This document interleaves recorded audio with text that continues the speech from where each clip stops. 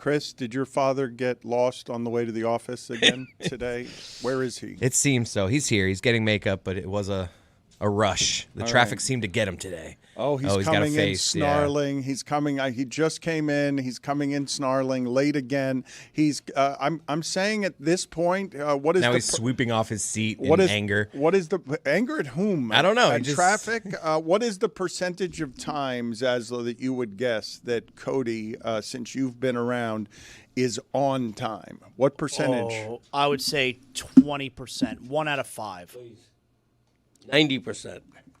I really don't understand what happened. I got a word on a text that you were going to be here at 8:10 in the morning, and then you're just walking in right now. Couple wrong turns. 50 minutes after that. So do you have any excuses, explanations? Why did you text us that you were going to be in at 8:10? What are you smiling about now? I mean, I texted my initial estimate was 8:16.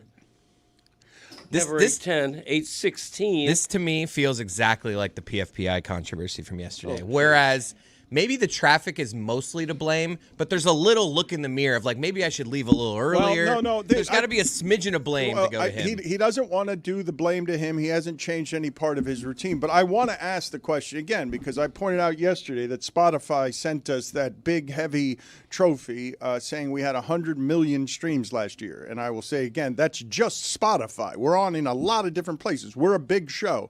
Tell me all the other big shows where Ryan Clark walks onto the set 7 minutes after the show had started. In my dad's defense, I did see Cam Newton walking onto the First Take set last week. That too. About 10 minutes late. Right. I'm going to start wearing hats like Cam Newton. There you go. Maybe that's the punishment. He dresses like Cam Newton next week. You know what, though? I understand when Cam Newton does that once. You said you've seen it once. Right, it was the first time. I've rarely seen it happen with anybody. There was the one time Stephen A. Smith was running alongside the Seaport Studios, remember? But these are to your point, one Dan. time. Yeah. You know, this is something that people can relate to. You know, that's why people love me so much because, look, in real life, sometimes you're tardy, not always on time. I know, but Zaslow just guessed that you're on time 20% of the time since he's been here. I doubt that's happening with Cam Newton. He wouldn't be on First Take anymore if it were happening with Cam Newton. He'd be on Second Take. He'd be demoted. Well, you see, when it's jokes like that you get, you gotta tolerate talent when it gets here. You know what I mean? Isn't 8:30 technically on time for us? If 8:30 is the number, it's way less than 20%. You should start at 9, quite frankly. But 8:30 is when the rest of us are here. Well, normally I am. Normally I beat you in. No, not normally. Normally is doing a lot of heavy lifting there. I think normally I beat you in here. You know, you live a minute and a half away. I live hour and a half away based on Miami traffic. If you think I'm going to leave my house at 5:30 to get here, you got another thing coming. Ah. Was that a hi-hat? Football is back, Jack. Oh my, we've waited for so long. We're so damn excited that we put it in a song. Don't need no check downs. Give me big hits and quarterbacks. Keep your fantasy team from falling off the track. Football is back, Jack. Whether on the ground or through the air,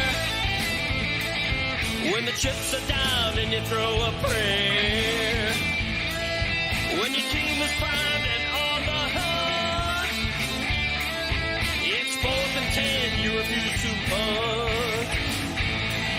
When the shoulder pads and helmets crack, that's how you know that football is back, Jack. Let me hear you say,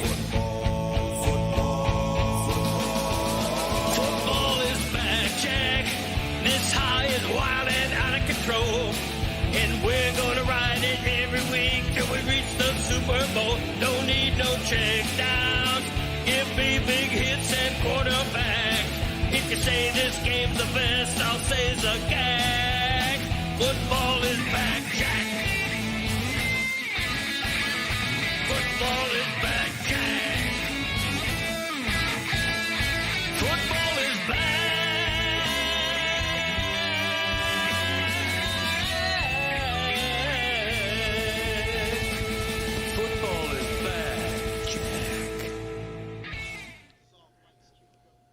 We've talked for a while around here about how time got sort of distorted at the start of the pandemic. But if you use that as a landmark, and we went back right to the start of the pandemic, and I told you, do you think it's possible in any circumstance where the greatest player in soccer would be playing in Miami at the top of his game for the championship in Miami, and that would happen quietly?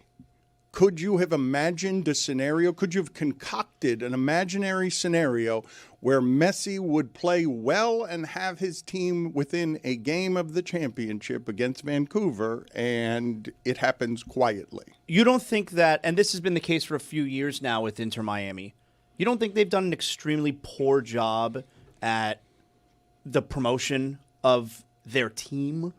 They promoted Messi very well. It's been promoted all over town. I have felt the promotion of Messi everywhere. I have not felt the talk about this team and its championship chasing everywhere. But Dan, how many times has Inter Miami come to you and say, you know, can we get someone on your show? Can we talk about it?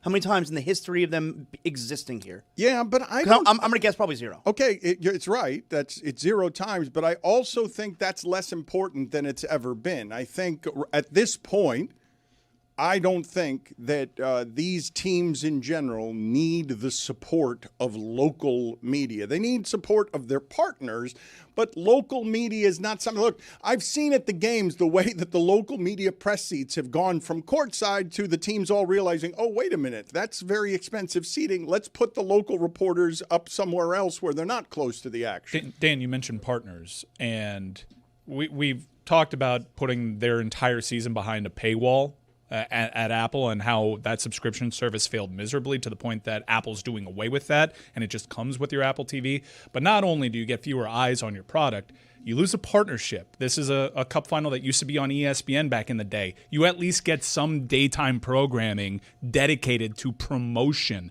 ESPN, remember when Versus was a thing and the NHL went away from ESPN? The NHL essentially almost died because they were largely ignored by the worldwide leader. And now Messi and MLS are totally ignored by cable sports programming networks. You mentioned the correct thing when you said baseball and hockey suffered from what used to be the biggest and only alternative, ESPN. We've had a lot change, though, in the last 5 years. And one of the things that I think has changed is these leaders in sports don't actually know how to react to a shifting tectonic change, and NBC is doing it very well. I've never seen Carmelo, Tracy McGrady, and Vince Carter on a pregame set. That's 3 Hall of Famers. I've never seen it before. So it's a golden age of sports television money. Last night on NBC for a regular season game, they had 3 Hall of Famers on the set, and it's something that I have never seen for a pregame show before, because Hall of Famers generally don't do that. Or if they do that,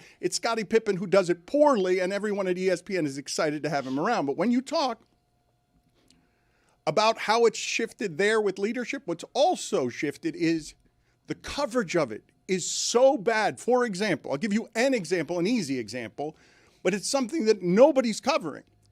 It's being reported that the Bill Simmons move to Netflix is a hugely positive thing, and I think I understand that, why it would be reported that way.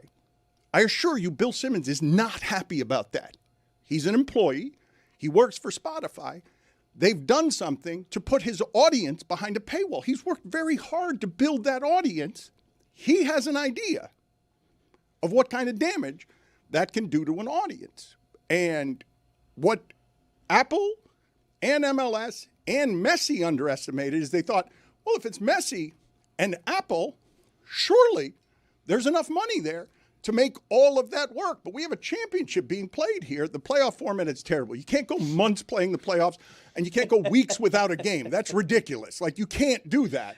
But beyond that, that's not the primary problem, because we'd wait for football. Even if football was doing it that way, we would wait for American football. The best player in soccer, the best player ever, is playing at the top of his game. He's dominating the sport, and that can't happen quietly. You don't have a promo on Monday Night Football saying the MLS Cup is this weekend. During the big game of Ohio State and Michigan, you don't see promotion for the eventual MLS Cup final. I understand that it still needed to be sorted there. But Fox and FS1, say what you will about their daytime programming, I don't know if Nick Wright's going to dedicate any of his show time to, hey, we have the MLS Cup Spoiler, final no. on Network Fox.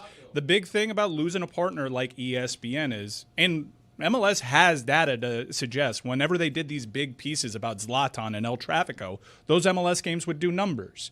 It's not on people's radar. They're so totally unaware because conventional sports in this country, the two biggest ones, pro football and college football, are not promoting it. This is why the ESPN WWE partnership is actually a good thing, not just because of all the money that they've made, but they've normalized talking about wrestling on daytime programming.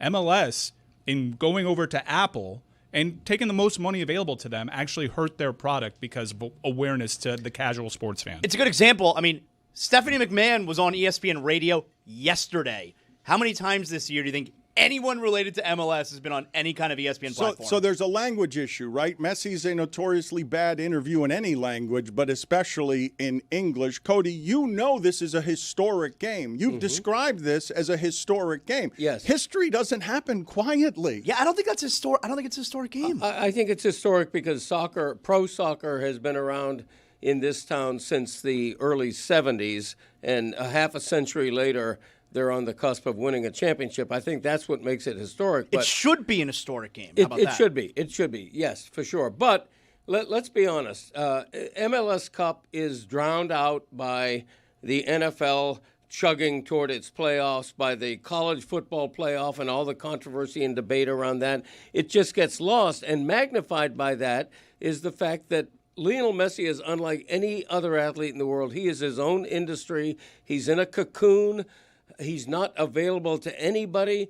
Under normal circumstances, Lionel Messi right now would be doing interviews. He would be doing Spanish TV. Did he used to do interviews when he played overseas? Like right before he came here? Interviews with him are rare and usually not very interesting. He does it. There's not a lot of access. You don't need an interview to make Messi interesting. He's interesting because, to many, he's the greatest to ever do it. And he's astonishing when you watch him. He captivates you with his play, and universally agreed, the greatest player to ever play in that league by a wide margin. The story writes itself. The problem is no one's telling you the story. 50 years ago, it was Pele at the end of his career making soccer matter in New York, and he was bad. He wasn't any good at that point in his career. The point that Cody makes, though, is a good one. When you're a growing league, this happened with the WNBA, you can't play your championship games when important American football games are being played. Like, you can't have important playoff games in the middle of a Sunday when everybody who cares about sports is watching something else. Right. Yes. You can't do that. And look, Messi is appreciated by people who know soccer. How about you make him known to people who don't know soccer that well? Everybody, like if you go up to anyone in the world, name one soccer player. It's Greg, either Messi or Ronaldo. He's been promoted a ton. Look, I don't think I think I've got this right. I don't think there's ever been a player locally that I see plastered all around town, everywhere, like restaurants in Little Haiti, just more than Messi. Number one for athletes, for sure. Number two in the market behind Andejar and Levine. They have sold Messi plenty. This is not a sales problem. I don't. No, it is. I believe. I don't believe it's a promotion problem. I believe it's more scheduling and it's more paywall. Paywall ties into the promotion in that you don't have a big-time partner that is known by sports fans. No one's going to Apple TV for sports, really. No one knows that as a destination. They don't have dedicated programming to promote those events. So I think that is a huge misstep. They don't have ESPN. If I'm MLS, I say, Messi, you have to go to First Take. Someone, you have to do this. You have MLS Cup, Taylor Twellman, someone help us. Yes. My point, though, is that I could put Luis Suarez on First Take as a controversial, polarizing figure. The paywall problem is Beckham's a one. Is a bigger problem. The paywall. Yeah, why can't Beckham do something? The football, you can get your football for free. You can be broke and get football. You can do that. You simply cannot do that with Messi. No, you can't do that with soccer in this country. Right. Soccer. If you want to be a soccer fan in this country and follow all the leagues around the world, you are paying through the nose on this stuff. But again, it's promotion. I know this is probably too much soccer already for our audience, but on Friday it's a huge soccer day because you have the national soccer media descending upon Miami because MLS Cup is here. It's Messi versus Mueller, Vancouver going? versus Miami. I might. I think that's a big game. Okay. But also on Friday is a World Cup draw emanating from Washington, D.C. So we'll have Tom Bogert, who is the number one U.S. soccer. Well, you will on Friday. He's the number one U.S. soccer insider, and he'll just be around here on Friday to help answer some of these questions for us. In a year from now, more promotion around the city. If we could fast forward in a year from now, more promotion around the city. Lionel Messi or Davion Mitchell? That's a great question. Guys, you can't make this all about promotion. They have the best player there's ever been, if not at the height of his powers, not appreciably declining in the performance of the play that you're watching, in important games, 3 assists and a goal. I don't think there's anyone in this studio or in our audience that knew this game was on Network Fox before I said it. I did not. I did not. Put it on the poll at Le Batard Show. Did you know the MLS final was on Network Fox this weekend? But if we're going to do, before we get to yet more soccer, because it's a championship game and it's okay, we'll get to the University of Miami stuff in a second. What happened with them? I'm sure people are tired of that one as well. But I'd just like to quiz Chris and Roy here, just as local sports fans. Are you familiar with, could you get either one of the nicknames for either Inter Miami or Vancouver? Could you tell me what their nicknames are instead the of Herons for in Miami? Yeah. Good thing And the Roy went. Whitecaps? I'm glad Roy went. the Herons and the Whitecaps? That is Really? correct. Yep, we both knew that. you get the Whitecaps? We both knew that. I never would have gotten Whitecaps. The Vancouver Whitecaps have been the Vancouver Whitecaps dating back to the NASL days in the mid-late So he 70s. cheated. Their I official didn't cheat. What are you talking about? Their official name is Vancouver Whitecaps. The Herons are a nickname. Vancouver Whitecaps are an official name. I don't understand the distinction. That There is a Because in they're- that sport. yeah, because- there's a distinction. Because they're not the Inter Miami Herons. They're just Inter Miami. Yeah, but there's a everyone hair- knows that's their. There's a heron on the Everyone logo, knows? I mean. Yeah. Everyone knows that Inter Miami is a Herons. That's their thing. It's in their logo. I mean, the official name of the team is right behind you. I man. guarantee in you, Spanish. if you polled most people in America, they don't know that those are actually herons. They would say flamingos. Yeah. or ibises. They what I might would've guess. guessed. They might have guessed ibises. Those as well. aren't the same thing. Put it on the poll at That's a Le good question. Batard Show. Are herons, ibises, and cranes Flamingos. and flamingos the Inter same Miami thing? cranes. The same thing. I think they are. Put it on the poll as Put me well. down for a yes. There's a lot of cranes around that stadium in Miami. At Le Batard Show. Yeah, I think they should be the Inter Miami Cranes. Yes. Put it on the poll as well at Le Batard Show. Did you know Inter Miami was the Herons, and did you know Vancouver was the Whitecaps? You're saying, Mike, I am stunned to hear you pull the parachute on Too Much Soccer Talk after 20 minutes when there's a championship game that Greg Cote is calling historic. But let's go to Zaz here as the official decider on big game or not a big game. We're bringing in a soccer expert to our studios, so we're not talking about whether they're called the Herons and the Whitecaps, and we're talking about this more intelligently. Big game or not big game Friday, the Whitecaps against the Herons. Well, the game's going to be played on Saturday, Dan. So if you Yes. tune in Friday, you may miss it.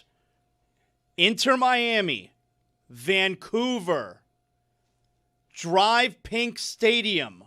It's not called that anymore. It Okay. hasn't been for a couple of years. Chase. Right across the street from empty graffitied warehouses. And a Wendy's.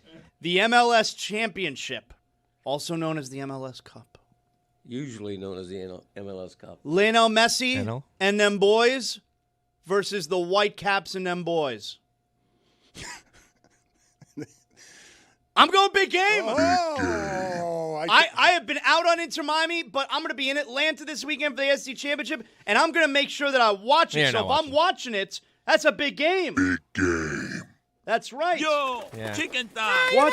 watch. You're gonna watch college football going out to Big You're not going to watch it. You're so full of shit. You're making it up. You were out on Miami. You were out on Miami because you just didn't want to cover them or pay attention anymore. Whitecaps. The Whitecaps and them boys. They're either the Whitecaps or them boys. They can't be the Whitecaps and them boys. Them boys are the Whitecaps. Thomas Mueller There's and like them one. boys. No, but there's like one, and he's like the main one. Thomas Mueller's on Vancouver. He is. That's funny. Don't look up his record against Messi head-to-head. So Now I want to. Last night, the committee got together and the wet sock came out again. And I believe he said the thing that should give Miami fans hope. I do believe that all of this is stupid. I believe we all are in agreement that NCAA leadership, such that it is, has been terrible for a long time. And this manifestation of it is the worst. And I'm kind of rooting for Duke to win because then they'll just stop doing it. Like if Duke wins the ACC championship and beats Virginia and gets into this playoff scenario with They won't. with 5 losses. There's a good chance that they don't because they won't be ranked. And then James Madison would make it. Then you have James Madison that and make you whoever feel wins better? between My boys. Tulane and North Texas. Duke wins and the Dukes get in. It's just chaos, and It's terrible. and it's dumb. It's look. This is what I know about sports, and I know obviously people are going to accuse us of bias because we feel like the Miami team is wronged. But what I do know about sports is that people do have at least the illusion that it's supposed to be a meritocracy. Like you could complain about the officiating and all sorts of things, but the scoreboard ends up telling the story that gives you finality. We have all sorts of imperfect measurement systems for our championships. All of them are imperfect. Basketball's is the best, but all of them are imperfect. There's going to be possibly champion of professional football this year that isn't actually the best team, is just the healthiest team at the end of the season that happens to win the game. One game samples are not representative, but they're the best we've got. And so we have the illusion of merit being the reason. It's not judges, and I think so. And let's get this athletic director to come out and try and talk for a month in front of the cameras more than he ever has, be more famous than he ever has been, be more polarizing than he ever has been. Let's get this sound. I don't want to remember this person's name. I don't know what his nationality is. I don't know. He's a white man, Yeah, but his as most administrators in that sport With are. a hockey name. but his last name, I don't know what Hunter Yurachek. I'm not going to do that. I'm not going to say his name. I'm not going to give him this platform say it. of knowing his name. But I think whatever the ethnicity is or the lineage is of that last name, the history of the last name, I think it stands for we're making this all up as we go along. Okay, here is a really important factor, too, because you're still honoring head-to-head between Alabama and Oklahoma with the Sooners being up. But it has not carried the day for Miami and Notre Dame. Neither Miami nor Notre Dame play anymore. Among the teams who are finished playing, do not play this week, can their order flip next Sunday in the final rankings? Or is the order for the teams whose hay is in the barn, whose resume is complete, are they set in terms of where they are relative to one another? Great question, Reese. The management committee during the offseason provided some clarification to some comments that were made last year. And indeed, idle teams can move following the results of the championship games and how they impact the teams that are around those that play in the championship game. And data such as strength of schedule, teams that may be idle. So yes, teams that are idle can move up or down. Ho, ho, ho! I think that's going to replace the hello in terms of your evolving from your father and making noises and sounds meant to indicate the pleasure of being right. I will not feel any better about this system if Miami gets in, but he just said the thing that will allow you to watch for another week because all of this is just content to get you to the last 12 games when it becomes a beauty pageant. So, Mike, you heard that last night, and that made you feel good, right? If Texas Tech handles business, Miami's in. And all Meaning this is because stupid. BYU, I thought Miami was going to jump BYU last night, But if BYU loses again to Texas Tech, then you believe that Miami will then move ahead of BYU. I already know Jeremy's take on this, and I'll speak for him because I don't want to hear him talk. BYU is being done wrong here, and they're going to get penalized if they lose that conference title game. Normally, that is a credo of mine. You should not be hurt by losing your conference title game. It's a quality loss. But because it benefits Miami, you're changing your stance. Well, that's because there's another life principle that I have that all football guys should have. If you're tied in record and you played head-to-head, the chief tiebreaker is head-to-head. So if you're going to normalize that not mattering, we're going to go ahead and normalize losing in the conference game mattering. So just so we can clarify, if two teams played head-to-head in their season and they have the same record at the end, Head-to-head. and it's a matter of whether or not they should get into the college football playoff, head-to-head should be the deciding factor, correct? There are mitigating circumstances, though. So the mitigating circumstances are that last year when BYU beat SMU, you didn't think it should be the case. But this year, when it's Miami and Notre Dame, it should. And the reason is what? BYU was not at all talked about last year in that cluster. Oh, because they weren't talked about. No, because they weren't talked about because they were not in that cluster. It was South Carolina, Miami, Alabama, and SMU. All these teams with 2 losses. Thank you for participating. Now, it's really interesting, right? Okay, can I add, though, real quick here? Like, I think you're probably right that if BYU loses again this time in the Big 12 championship, that Miami would jump them. But why should BYU get penalized there? And I'm not saying why should they get penalized for losing in their conference championship, which I do agree that they should not. But why would they get penalized for losing in their conference championship to a team we already know they're not as good as, meaning Texas Tech? They already lost. We know Texas Tech is better. I'll answer that question. They're being penalized, as you say, because the CFP basically admitted that they use buffer teams. That's why Alabama all of a sudden moved up ahead of Notre Dame. Juracek said the hot debate in that room for weeks has been Alabama versus Notre Dame. Yeah, that's what the national media has been arguing about for a month. Way to read the room. The BYU is solely there, so they don't have Miami and Notre Dame side to side. Okay, so then it was bullshit, the whole talk about bullshit. Tiers. It doesn't matter if you're in the same tier then. It matters if you're next to each other. First off, tiers weren't a thing. Right. Then, even though they told us they were. Then tiers were a thing because we all learned about tiers together after the first week of the CFP. But it's bullshit. Okay, so then Miami had to move up a couple of spots to be considered in the same tier. They move up a couple spots. They were compared directly, but Notre Dame's still better. That was the most recent thing that we've heard. And now tiers are no longer a thing. I swear to God, I sound crazy. This is what they're saying. You call it bullshit, and I do believe most people listening to this would agree that they're making it all up as they go along. Yes. That is absolutely what is happening. This here. is what Bruce Feldman, one of the more respected voices. Did he say the F football. word last night on television? No, he was replying to a Kevin Clark tweet. 2 Miami Hurricanes cutting it up. This is also bleeping stupid. They just keep making it up as they go along. It's like the CFP committee is going out of their way to show that the sport is run by morons. I agree. And, yeah, I feel bad for BYU. BYU should probably be slotted ahead of these teams. But head-to-head, as Mario Cristobal likes to tell you, should matter. And you're starting to see the tide turn. You're starting to see Kirk Herbstreit come out and say, no, Miami deserves to be in there. Nick Saban, say it. Greg McElroy, say it. I woke up this morning and Jessica Smetana was tweeting out FEI ratings. They're shook because they know what's going to happen. I feel so good this morning because I know that if Texas Tech, a 13.5-point favorite, handles their business, Miami will be in over Notre Dame because head-to-head, Chris. Stop looking at your phone. It's just wild to me that the BYU thing gets wiped away, right? Because this will be their 4th loss in 2 years. The thing that we're saying, Miami having 4 losses in 2 years without going to a conference championship game will be in the position to do, and that's why they're this aggrieved party. But BYU, a team that lost 2 games last year by a total of 8 points, didn't make it, wasn't even close to the conversation. This will be BYU's, out of the last 6 seasons, this will be the 4th season where they started unranked and finished the season ranked.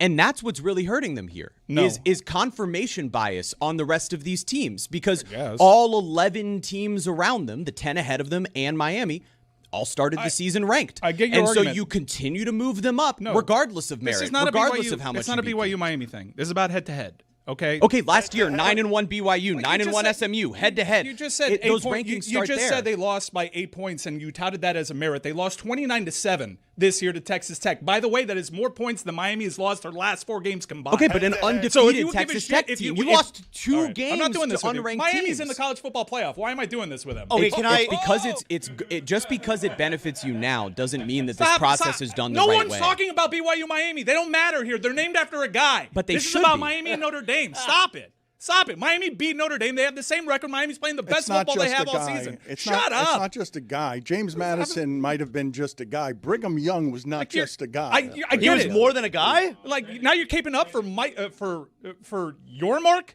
You're caping up for Brett Yormark? You're getting to a group of 5 guys in, Jeremy. The aggrieved UCF guy is being taken care of this year. Big boys are playing football. This is, by the way, if you're a football Power guy, 4 conference. if you're a football guy, you know head-to-head.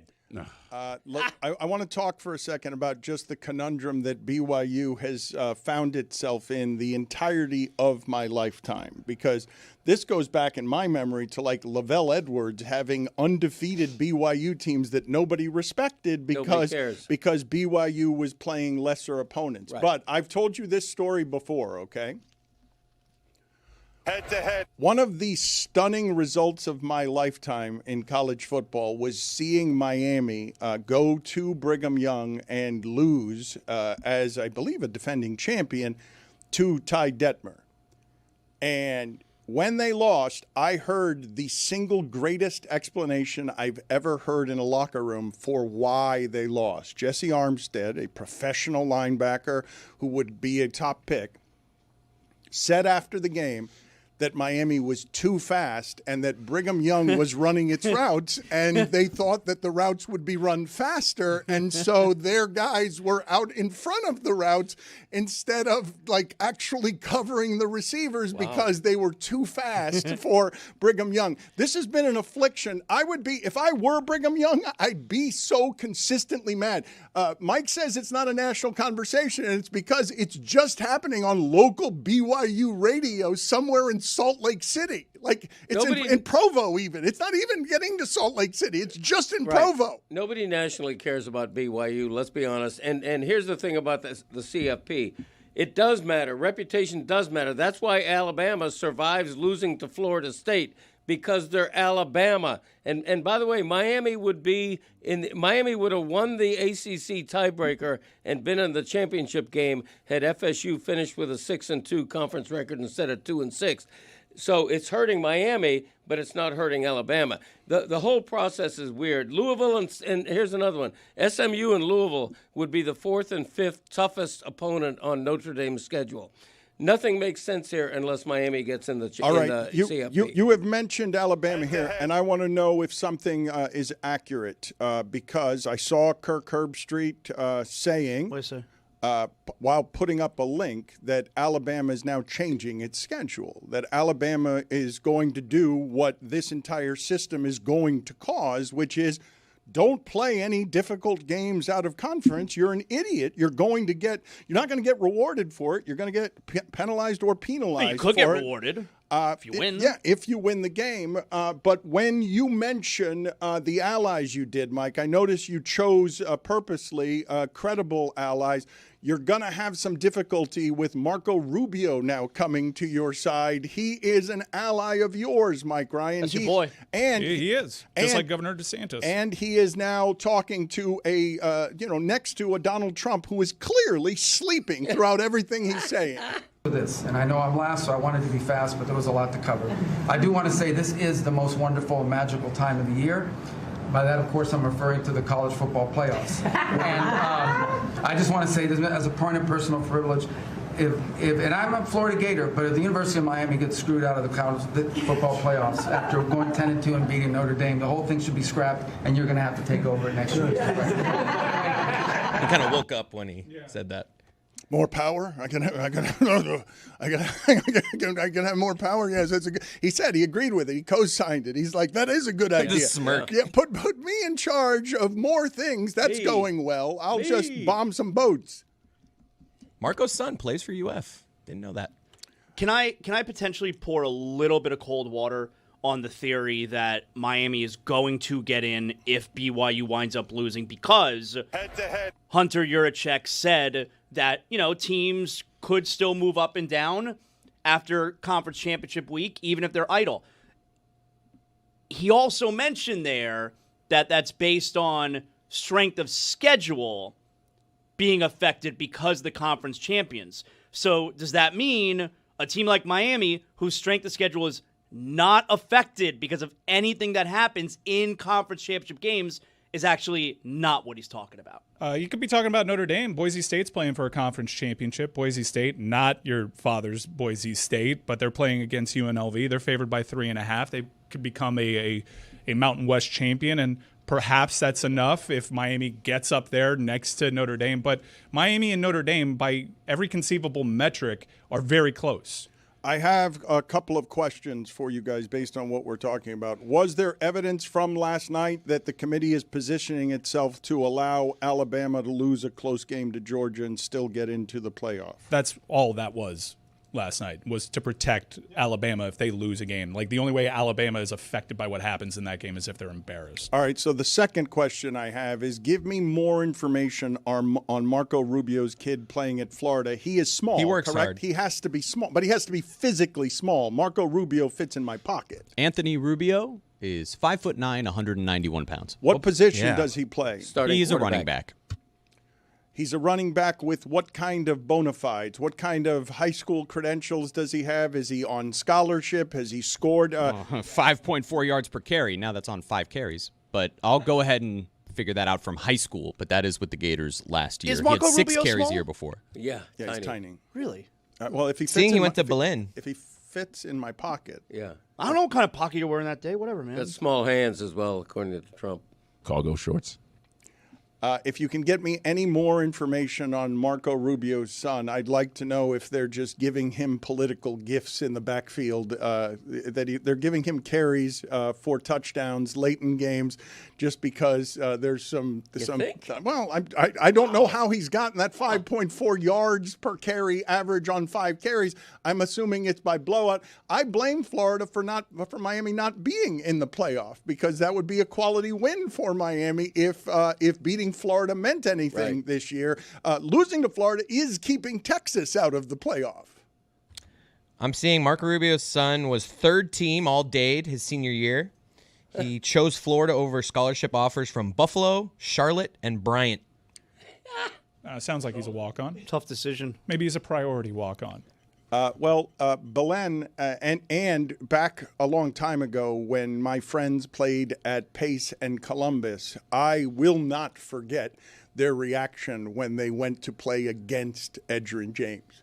And he was in the backfield, and and he's carrying 6 of them into the end zone on his shoulders because he's just much bigger than everyone who's playing for. Let's pair these two sounds here, these two Cote sounds of being right and how good it feels to feel right. We've got, that's yours, very Christmassy, very Santa. I'd like to hear that with Diana Rossini's kids, but also I'd like to hear your dad. Which of these is better as a form of passion and excitement about being right?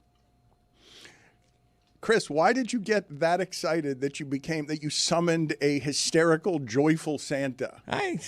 When I'm right, I like it. Doesn't happen often. Maybe that's why. Also, the Panthers have the last playoff spot, got smoked by Toronto, and are in a very good team.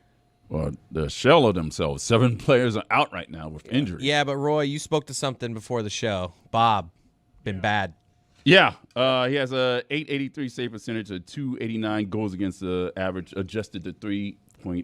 So That he's giving sounds up bad. 3 goals Really a bad. game. It's bad, Dan. But he has goals saved above average, -5. That can't be good. And I want to clear up something that Dan said. He said that they had the last playoff spot. No, they're bottom of the Eastern Conference right now. But, you get hot for 3 games and you're right back in playoffs. How many points are they out of the final playoff spot? Well, let me see how many games in hand that they have. like a too. 9-way tie. It looks like, Dan, you're not going to believe this. The Florida Panthers have come full circle. They are just 5 points out of the final playoffs. Wow. It's We're like the old back. days. They lose last night 4-1 at home to Toronto, and Bob can be forgiven for not taking the regular season real seriously, right? I told Not this year.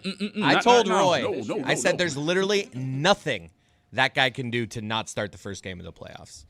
Yeah. Like he could be worse than he's been the first half, starting game one if we make that. I mean, granted, if he is worse, we won't make the playoffs. But This is the year you need good Bob, not bad Bob, right? Yeah, especially with all the injuries that they have. Yeah. No, I would say the last 2 years is the 2 In the years playoffs. they've needed good Bob, not bad Bob. It's totally fine for it to be bad Bob the first 25 games of this season. The year when they're hammered by injuries anyway. You got guys going out with barbecue injuries. I mean, it's ridiculous that what's happening to the Panthers this year. And another thing, the home ice advantage has disappeared. I think the Panthers have lost like 4 of their last 5 home games or something of that nature. It should be noted, Florida's a bit of an older team, and the schedule is a lot more congested this year because of the Winter Olympics. Didn't need to be noted. I didn't feel like.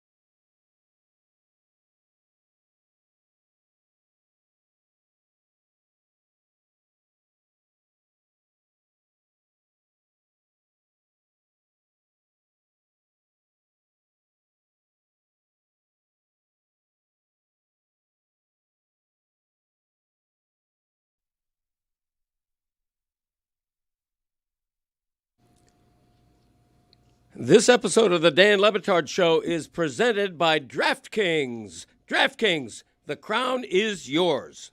Nick Wright is going to join us here in a second. He's got to be in a state of near total despondence.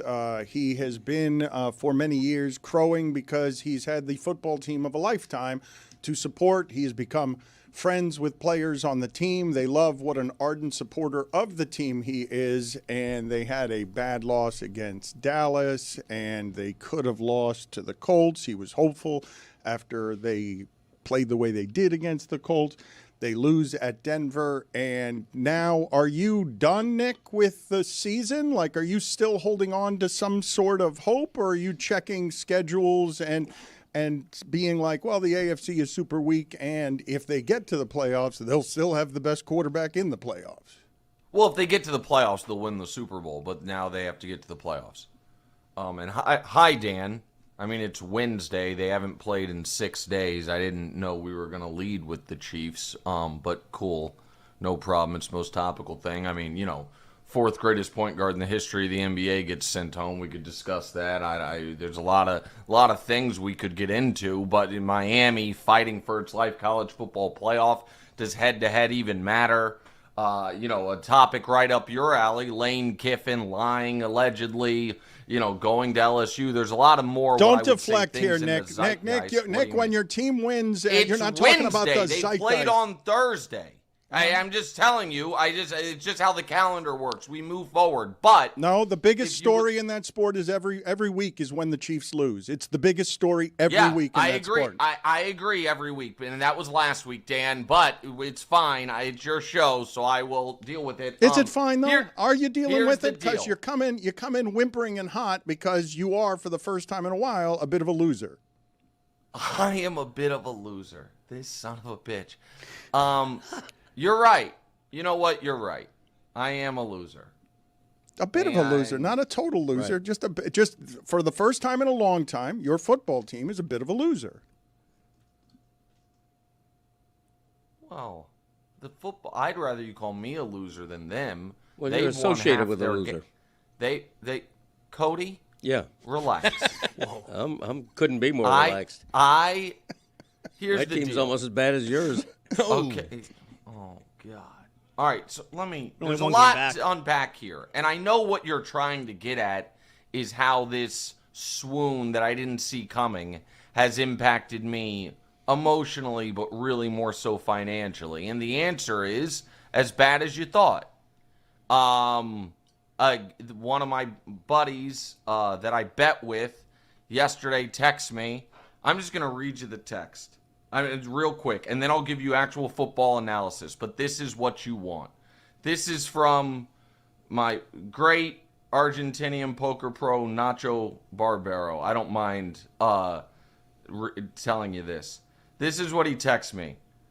Can you Zell? I say yes. He then writes, no more betting for you, bro. I don't want you to. Feel bad. You can't just keep betting the Chiefs more and more. They don't have it this year. He feels bad for you? Wait a minute. He's taken to pitying you? Well, he's cut you off? I mean, I know DraftKings does no sweat bets sometimes and parlay insurance. You never really see that from the standard bookie. That's great. Well, he's not. The thing is this. He's not a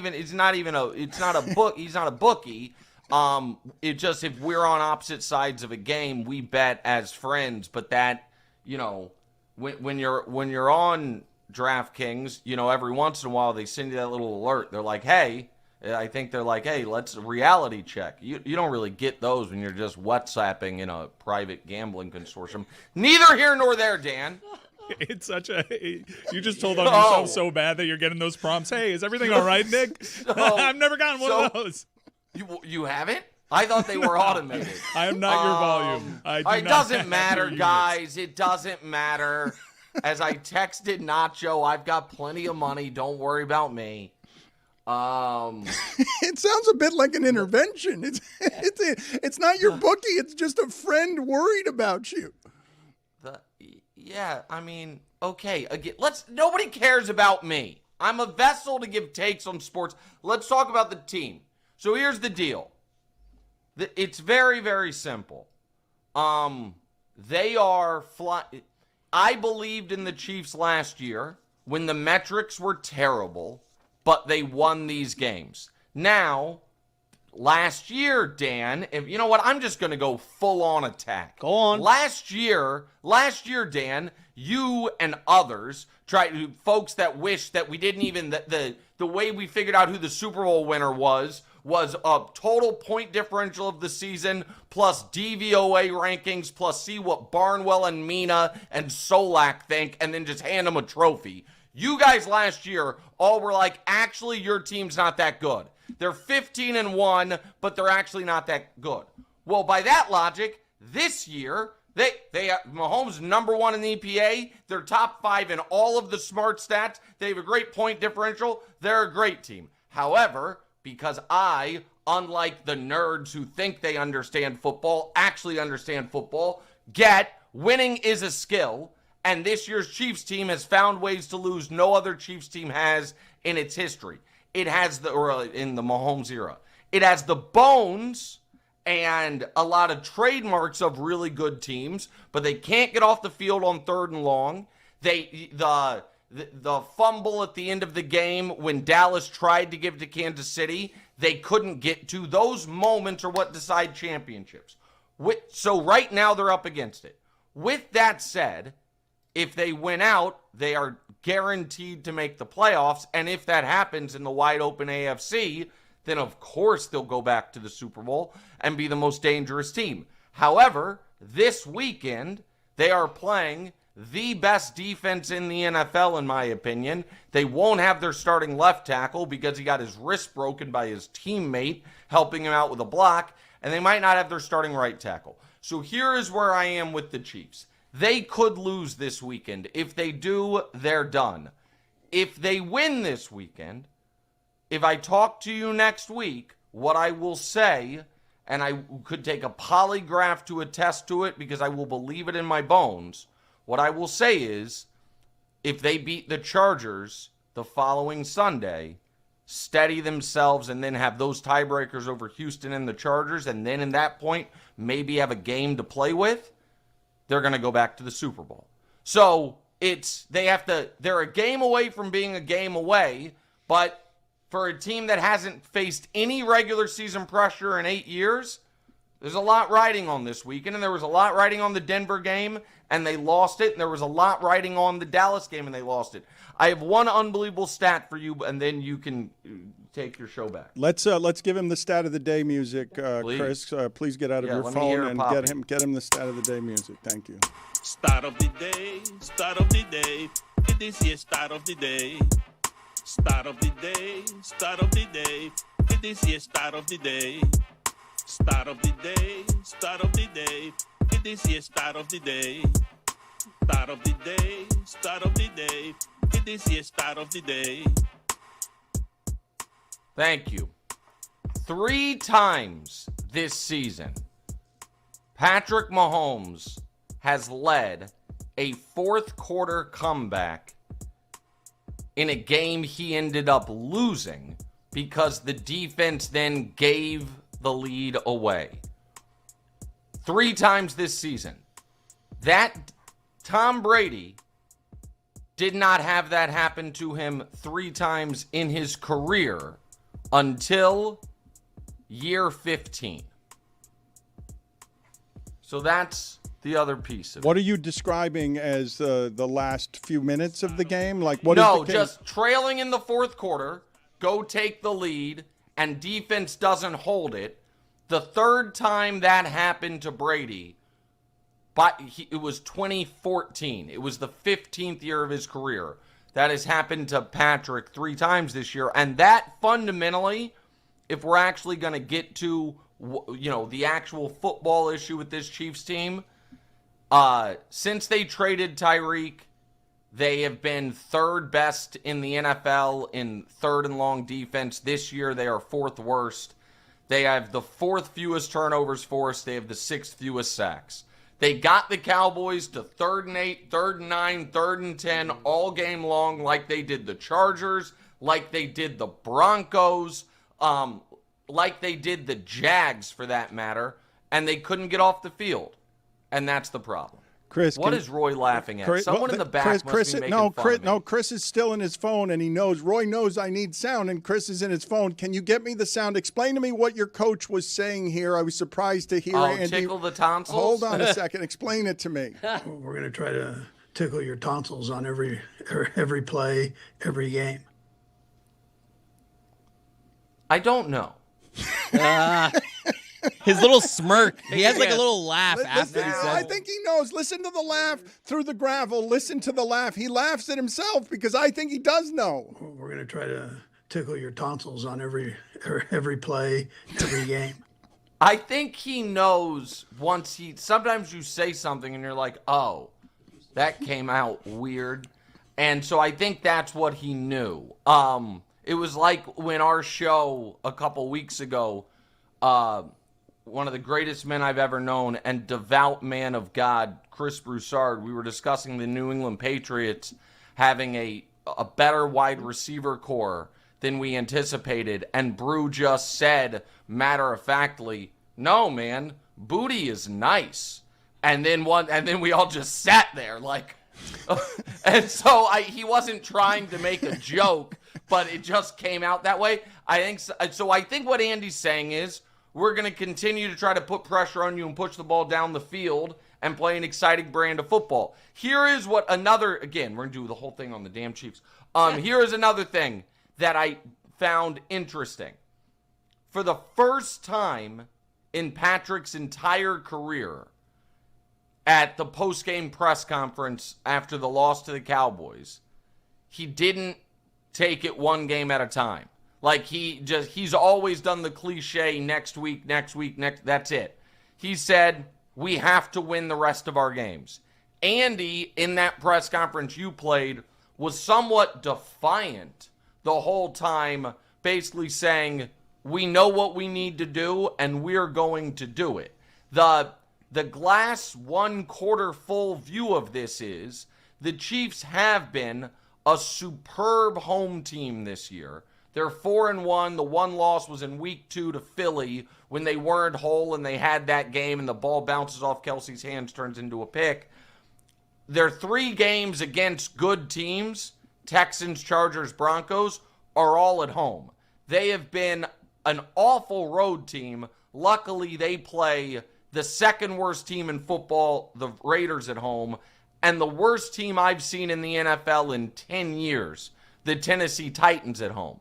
So there is a path, but it is this narrow, and that's the only way they get in the tournament. They get in the tournament, then they're all of a sudden the hottest team with the experience in the most wide open AFC ever.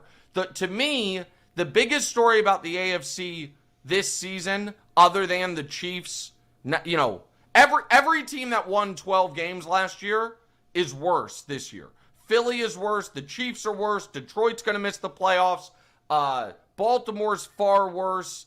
Minnesota fell apart. Buffalo is, and I'll get to them in a second, at least a little bit worse. And there's one other team I'm leaving out that I forgot. All those teams regressed to varying degrees. What's happened to Minnesota is crazy. Like we were talking at the beginning of the season of Kevin O'Connell being a quarterback whisperer. Now look how far behind everyone in the division they are. Well, you can't be a quarterback whisperer if your quarterback's deaf. So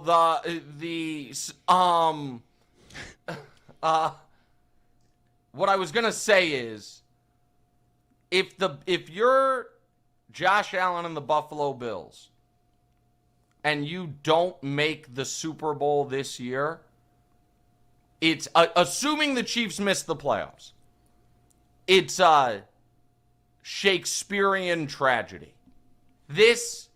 Burrow's missed most of the year. The Ravens are a disaster. By the way, I need to check in again with the smartest people that cover football that have explained to me how over the last 3 years, Lamar Jackson, if he never ran, was the best quarterback in football. He's the most refined pocket passer. We all need to accept that and recognize that. I wonder how they have taken this last month where the guy has a foot injury and all of a sudden people aren't afraid of him running and he's 14 of 28 for 104 yards, 0 touchdowns every week. Curious how that's landed, again, at the smartest people's desk.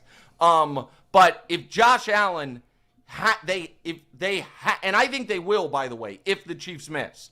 This has to be Josh's year. There's a very 2008 feel to the season, the year Brady blew his ACL, Peyton didn't quite have it, and it was wide open. And I wonder if Josh can step through that void.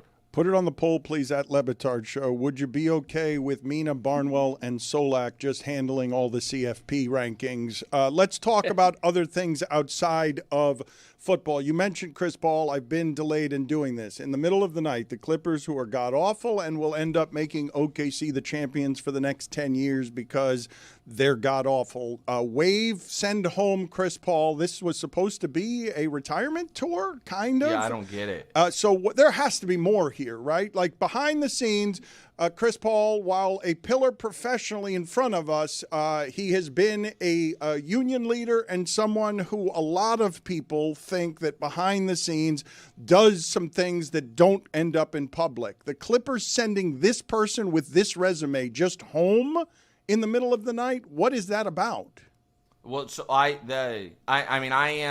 woke up to it, as well, and I have no idea, but it is bizarre. It is, and then they sent out conciliatory messages. Lawrence Frank, was like, we're not blaming Chris for the position we're in. But then Bobby Marks explained how this doesn't actually really give the Clippers a bunch of extra flexibility. This is all-time bizarre. So I apologize. When I was flailing at the beginning when I said I thought you'd want to talk about Chris Paul. I don't have actually anything inside. I was just throwing things. I thought you were begging me to ask you about it. I just didn't want to do 20 minutes on the Chiefs, Dan. I will say this: this is something I have a take on. Everyone complaining about LeBron staying in that game to get to double-digit points is a liar. So here's what I mean. I don't think anyone actually is bothered by it. I think people just understand that they can pretend to be bothered by it. And I think we would go 100% at people privately if you ask them, did this actually bother you and why? They'd be like, no, I don't care. Have 6 minutes left. I think it bothered Zaslow yesterday. Yeah, I mean, Nick, I think the part. He's lying. No, and I'm saying he's lying. You don't ever call me a liar. I always tell the truth, even when I lie. I didn't call you a liar. I said you're lying. I think what happened there, I think what people are upset about is the hypocrisy of it, where the night before. You swallow your H's the too. Hypocrisy? The hypocrisy. Okay. Yeah, we just heard so you did it twice again. It's an hypocrisy. Okay. Yeah. I own an apothecary store. Go ahead. The hypocrisy of it is the night before, which is the first night of a back-to-back, LeBron, because he's old and they want to save him and they want to maximize his availability, sits out that game. Well, are you maximizing his availability if he's in the middle of the fourth quarter down by 26 points? So this is where I'm saying you're lying, and I will say it. Do you actually think there is any relation whatsoever to the rest LeBron James gets from knowing at the beginning of a day, I'm not playing tonight. I don't have to do the 5 hours to get myself ready plus play in the game. That's in one bucket. And the other bucket is, hey, in a game you've already played in, we are going to let you stay out an extra 90 seconds of game time to take a couple threes. Do you think those are at all similar in wear and tear on the body? And the answer to that is, of course, no.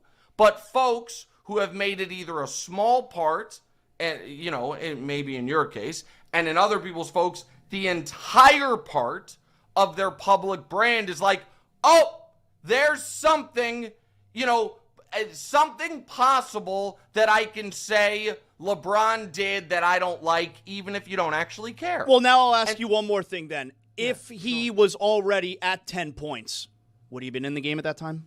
Probably not. That's right. Probably so not. what? Yeah, so what? Everybody knows. See, that's the thing. This is the second time, Zaz, I'm going to do something that I think can be very uncomfortable for people with your argument style. Finish the thought. Yes, I agree with you. He would not have been in if he had 10 points. So then is it about a record or is it about maximizing availability? That's my point. But so again, hold on. Are you saying that you think his availability for the next game or the rest of the season or any amount was impacted by him jogging up and down the court for an extra 90 seconds and shooting that three? No, but then why? Okay, exactly. Then you're done. No, but then why, if he had already extended the streak, would he have been out of the game? Hypocrisy. No. Hypocrisy. It's an outrage. Zaslow, because he stayed in the game to extend. What you're saying. A record, makes by the no way, that sense. nobody cares about. Can we agree on that? Nobody. Well, cares. everybody. It's like most NBA records. It was hallowed and untouchable until LeBron blasted it. It was. I don't even know what the record is. I don't know who had it before. I don't know what number. Hold on. See, and again, all right, now Zaslow, you know what? I'm now just going to call you a liar. That is something You that have a was nerve. an obvious lie. You have a lot of. I have no idea what the record is. No. That part, I believe. You said, and I quote, I have no idea who held it before. I had no You're idea. lying. You're saying it was Michael Jordan? I had no idea. Well, It's a completely inconsequential record. Double-digit point streak? Who cares? Then why are you demonizing the record if you don't care about it? Because there's an hypocrisy. I thought players, we need a rest. He didn't play the night before. It's very important to be available. Unless I only have 7 points down by 26. Come on. This is so. The guy who's played more games, more minutes, been more available than literally any athlete in the history of the sport. You're banging on him for not playing the front night of a back-to-back while also banging on him for staying in a game an extra 90 seconds. Just admit it, bro. You're not over that he left you. No, that's not true. It's been 10 years. No, I'm man. very grateful for LeBron's time down I here. know My you- career you- is not where it is without LeBron being here. I'd be an ingrate if I wasn't Wow. grateful. I'd be a major I can't imagine ingrate. feeling that way. I gotta go. Okay, see you later. I wanted to ask you an assortment of other questions, but what's Ask him right? about MLS Cup. What's right with Nick Wright? Or You're gonna, BYU. Fox. You're going to talk about MLS Cup on Fox. You're gonna. But I have Dano. I had a heart out 3 minutes ago. I hate to do this to you. I have to go. I'll see you next week. See you later. Host Don't ever of call me a liar. FS1's. It's too late for that. He's the host of FS1's First Things First. He's also the host of What's Right with Nick Wright, the podcast he does with his son. Just called you a liar, right to your face. I know, but then I owned him in our discussion. Did So it's you? all good. Did you? I did. You should go back and listen. You clearly weren't. Okay. None. Tremendous. Nick's right. I got to go on Nick's right. Nick right. He's right. You were wrong on this one. Eat it. Because? Own it.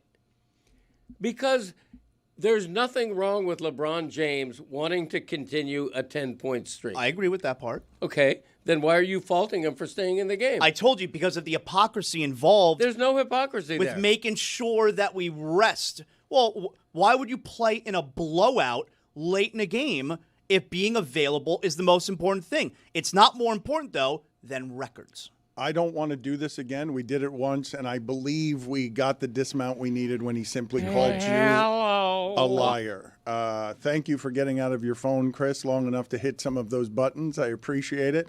What is happening right now at Penn State, I believe, is something that people should be paying attention to, because if you fire James Franklin just because he lost to Northwestern, you have to have a plan after that. You can't be the first one to fire your coach when everyone's going to do all this stuff of fighting for coaches. Today's National Signing Day.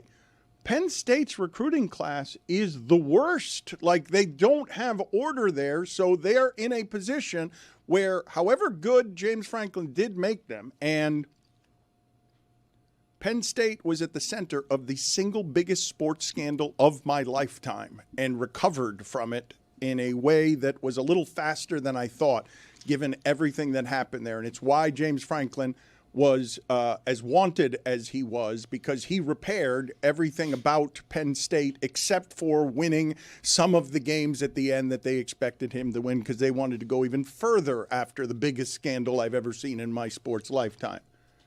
The fact that they are in complete disarray and that they've got a bad recruiting class, and they've got what can be said about how it is that their power is getting in the way of doing this correctly, like their leadership that you have. That Penn State's a kooky place. Happy Valley is strange. We know that about this place. There's a lot of old school Paterno people that have a lot of influence, and you kind of have to check certain boxes to get a lot of influential people in your camp. But what happened to Penn State is pretty fascinating in that the reason why all these other schools are hiring coaches and they hadn't was they had their guy. They had him locked up. Their guy was playing in a conference championship game of consequence, so that's why we hadn't heard anything about it. And Kalani Sitake, that's the BYU guy, the head coach of BYU, left them at the altar because the CEO of Crumble came to the table and gave Sitake an offer he couldn't refuse. The cookies are good. They are. And now the team that had the longest runway is scrambling to fill what was thought to be one of the more so much time. what was thought to be one of the more desirable head coaching jobs in the history of the sport. Today is National Signing Day, as Dan announced. They have the worst class in the Big Ten, and it isn't by a little. Every single person that committed to James Franklin apparently didn't care about Happy Valley because they're all going to Blacksburg. There's no loyalty amongst those recruits to Happy Valley. So right now, where does Penn State go from here? A couple names that I've heard, more coaches that have played in that are playing in conference championship games. We have to remember Manny Diaz is actually rated by those people because he did a good job as defensive coordinator. Seems to be doing an okay enough job at Duke. So as a plan D, I guess Manny Diaz, and Jeff Brom's another name. Jeff Brom's at his alma mater. I think if Jeff Brom leaves, it might be for the NFL, but Penn State is a really good job. And they may be panicking here, but I cannot believe that Penn State has found itself in this situation. Shouldn't have fired James Franklin, period. There is debate to be had around that because people were fed up about the fact that the last 3 games of James Franklin's career, he seemed safe, and then losing to Northwestern is the thing that got him gone. But I want to examine some of what it is that's happening in college football because if you're Oklahoma State, which has been terrible for the last 3 years, everything collapsed on Gundy, and you want to get back in the game, you just take North Texas's coach and quarterback. I guess we've kind of gotten used to that, even though it doesn't seem like any version of college football I've seen before. But the idea that players would follow James Franklin to Blacksburg and choose the coach over a program of the pedigree of Penn State makes it so you've made almost fundamentally irrelevant what the program is. Like, it really is now about, is Lane Kiffin outside your building trying to steal your children? Like, it's just, what's the one guy, if you can get Mario Cristobal and he's going to be the guy who gets the players, it doesn't matter if he can coach. It doesn't matter if he can call plays. Nothing matters except, are you good at convincing 17-year-olds to follow you any place in the country? Talent acquisition is the name of the game right now. Also, being in a big conference helps because revenue goes to that whole talent acquisition thing. Yeah, like they wouldn't be following him if he went to a G5 school, right? Look, there's a real possibility here that Penn State ends up hiring one of the better talent recruiters in the nation, a guy that's, as we mentioned, stealing their entire class and taking them to Blacksburg, and they're replacing that guy with Manny Diaz, and that couldn't have been the outcome that people envisioned. But how did we get exactly to the point, for all the consternation that we have about talking, because what we've seen over the last 10 years is indisputably minor league football has become the second biggest sport in America. Saturdays are the second biggest day in sports. Football Saturdays are the second biggest day in sports. It tops baseball, World Series, hockey, Stanley Cup, basketball. Saturdays are enormous. When did it happen? Landmark it for me. Where James Franklin is more important than Penn State. That James Franklin is the one that travels with the players. James Franklin rehabs himself and the program in Penn State and then just takes it all with him. That in my lifetime has not been the case, that there can be all sorts of upheaval in the coaching position, and when a coach leaves, it's always bad for recruiting. That's always been so, but it's never been so that the coach can just take Penn State's recruiting class to Virginia Tech. But isn't it the money? Like that's the big thing. The money. It's the money. I think the moment in time that you're looking for is either Petrino going back to the college game and leaving the Falcons, or Saban leaving the pros for the college game, which started this whole arms race for high-priced coaches that come to your program and promise one thing: we're going to have the talent. And then, people started cheating and the SEC totally blew up, and now everyone's jealous of one another, and that created 20 teams, 20 programs that think that their way into the game is to outspend the other. James Franklin, though, did not get what I consider to be one of the good jobs. You can make all the arguments you want on behalf of Virginia Tech, and I'd listen to them, but I don't think it's one of the coveted jobs. We have a tarnished James Franklin moving to Virginia Tech, and I wonder if in any of these openings that are now open, if any of these other teams would have gone to James Franklin if it came with the promise, hey, we'll get you Penn State's recruiting class. The whole thing's coming with James Franklin. It's no longer about the program mattering the way that it should. It's about the coach who's tarnished, who's taking a secondary job. A tarnished coach is taking a demotion to go to another job, and I'm being told that the recruiting class, because I don't know these things, I'm not following recruiting classes or signing days, I'm being told that basically Penn State's class is just going to Virginia Tech. That's just not something that's been so before. I'm surprised you think that. I'm surprised you're using the word tarnished to describe his reputation. Like, he got fired, but he got fired from a major program that was always in contention every year that he was there. I'm saying tarnished just because it is not one of the top jobs. Like, he didn't have his choice of options. His last act in public was losing to Northwestern, and he had to settle for a job that I'm guessing he thought was beneath him 2 weeks we got to go with before what's he got available. fired. He's absolutely tarnished, even though I think he raises the floor of any program that he goes to. I mean, tarnished means you think less of him. Yes, I do. I think he's become a cliche. Like, you want a coach that can't win you the big game? Here it is. It's James Franklin. The same way that Clemsoning was a thing before. Like, you're not going to be able to get over the hurdle, but if you're a program like Virginia Tech, come here, raise that floor. We'll worry about losing the big games because we flatly haven't been playing in big games. Come here and make us play in big games, and then we'll talk about how you can't get over the hump. If Mario Cristobal doesn't get into the playoffs and he has another season in which maybe he's hovering around that 10-win frame, I'm sure that act will wear thin over time to Miami fans. But right now, you're thrilled that he turned things around and you're relevant again. Let's get to the useless sound montage. I am never happy that we go this late into the week, or the middle of Wednesday, before getting to the useless sound montage. It has been refurbished. It is no longer tarnished. It is now strengthened. Let's see who we have in the NFL's useless sound montage this week.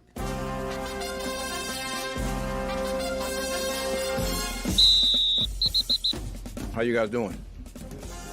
You gonna ask me? Thanksgiving, it is Thanksgiving, so that's bigger. You hope they can, and the beautiful thing is they did. 1 week at a time, 1-0. It was wet, they were loud. They all know what good football looks like. We really wanted to win. In no way, shape, or form can we play offensive football like that. I can't wait to lean in. I'm not going to get into all that stuff. We're just going to keep playing football. Certainly not going to feel sorry for ourselves. That's this business we're in. You think you have the right type of guys, but you don't know until you know. Man, there are a number of guys that did a number of things. It's easy for those young guys to come to work every day and just look at how these old heads are going about their business, and you just kind of fall in line. The rest of the way, you've got competitive, meaningful football games, and I think that that's just an important thing for us to go through as a team. This is football. You got to be able to handle some tough moments. It was an NFL game. I wish I could tell you this is exactly what it is, and this is hard. Well, I like when we win. This was a nice microcosm of how the world should be, where it's competition. Doubling down on our process every week and really trying to just be dedicated to playing our style of ball. I think it's the same message we've been sending every week, that we're just going to compete our tails off for 60 minutes. Man, just ebbs and flows of how a game goes. We're together. This was a great team win.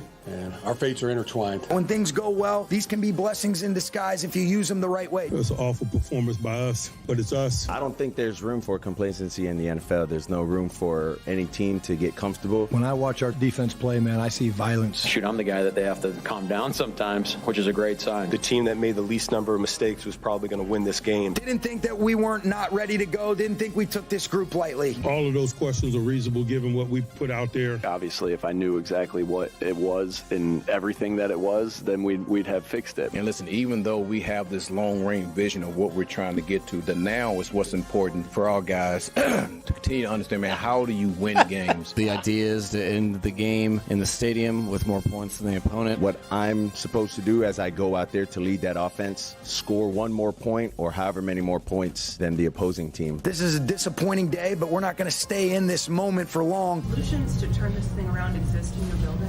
Certainly. Gives you the confidence that they do. Keep watching. If you're coming to me on this, Matt, I'm telling you, we're going to go after you every game. You know, that's how we roll. We're going to try to tickle your tonsils on every play, every game. Chris Cote, can you get out of your phone, please, and get me that Aaron Glenn throat clear? I heard a couple of times from Brian Schottenheimer in there, and as I've watched the Cowboys play this season, specifically what they do on fourth down, and they've got a great field goal kicker, but they love to go for it on 4th and 4 and 4th and 5. Brian's daddy would have never done that. Brian's daddy is spinning in his grave, even though Stugotz was somehow happy about hearing of the death of Marty Schottenheimer. Hey, Mike, Marty Schottenheimer died. Marty Schottenheimer loved to punt. His daddy, put it on the poll at Le Batard Show. Did Brian Schottenheimer's daddy, Pappy, love to punt? It's crazy what's happened to fourth down. It's nuts. College, too. Even in high school. I mean, you can kind of understand that because their specialists aren't that good, but everyone's just going for it now. Early in games, their side of the field, even when you're like, it makes all the sense in the world to add a field goal here to give you some space. And they're like, nah, we just go. Remember, it was like 15, maybe 20 years ago where ESPN did that special the one time about the high school team. This crazy coach who never punts. They always go for fourth down. Yes. Let's listen to Stugotz here. A great old memory. Mike, Marty Schottenheimer passed away.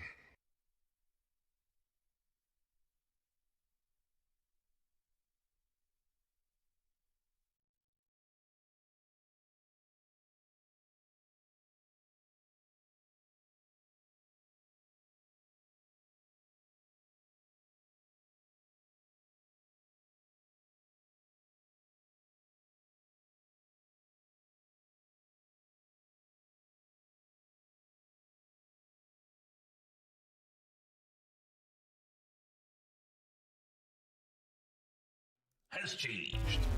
Weed is legal now with Stugotz and Greg Cote. I'll tell a story if it makes you feel better. Yeah. When I first took the first edible I ever took was in New York, and at the time I was breaking the law. Okay, so now you can feel good about telling your story. And the guy told me, "Hey, just eat half of this." And so I ate half, and I waited, and I waited, and I waited, and I didn't feel anything. And he begged me just to eat half. And he did say on the front end it might take a while. But I was impatient. Right. Because when you smoke marijuana, you get instant gratification. And waiting an hour or two for something to kick in was not something I was familiar with. Right. So I ate another half, which became a full cookie. And 60 minutes later, I don't remember anything. I woke up the next morning on the floor in my wife's uncle's apartment because Abby had to throw me into a cab with her, and she took me home. And I was curled up in the fetal position, and I don't remember a thing after the second half of that cookie. Wow. This was last Wednesday.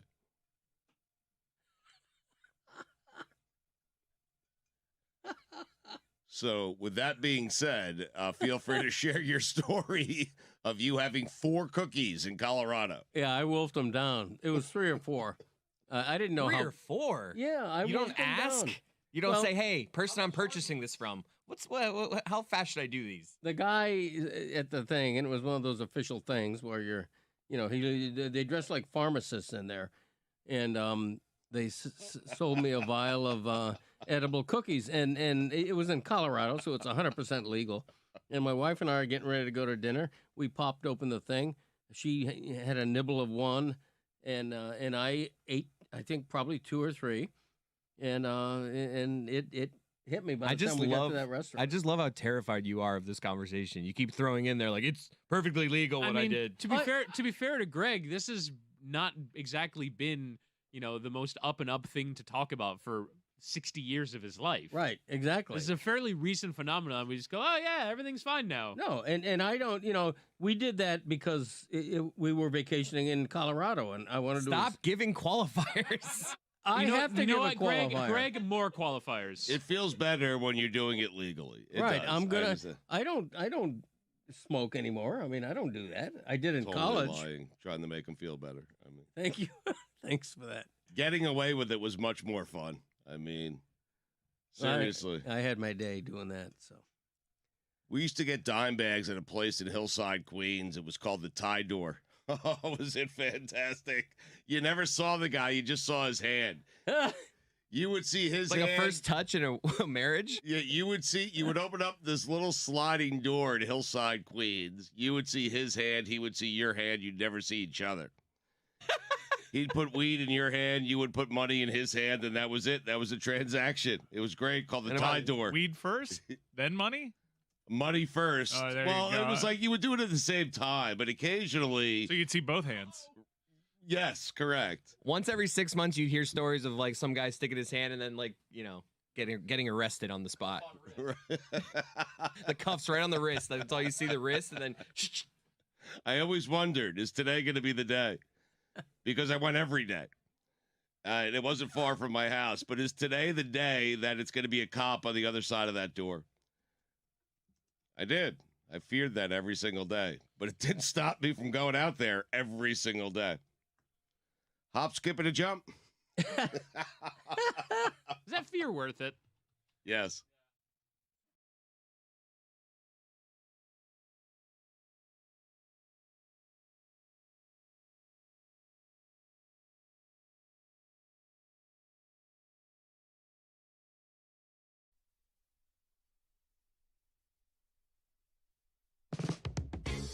This is Juju.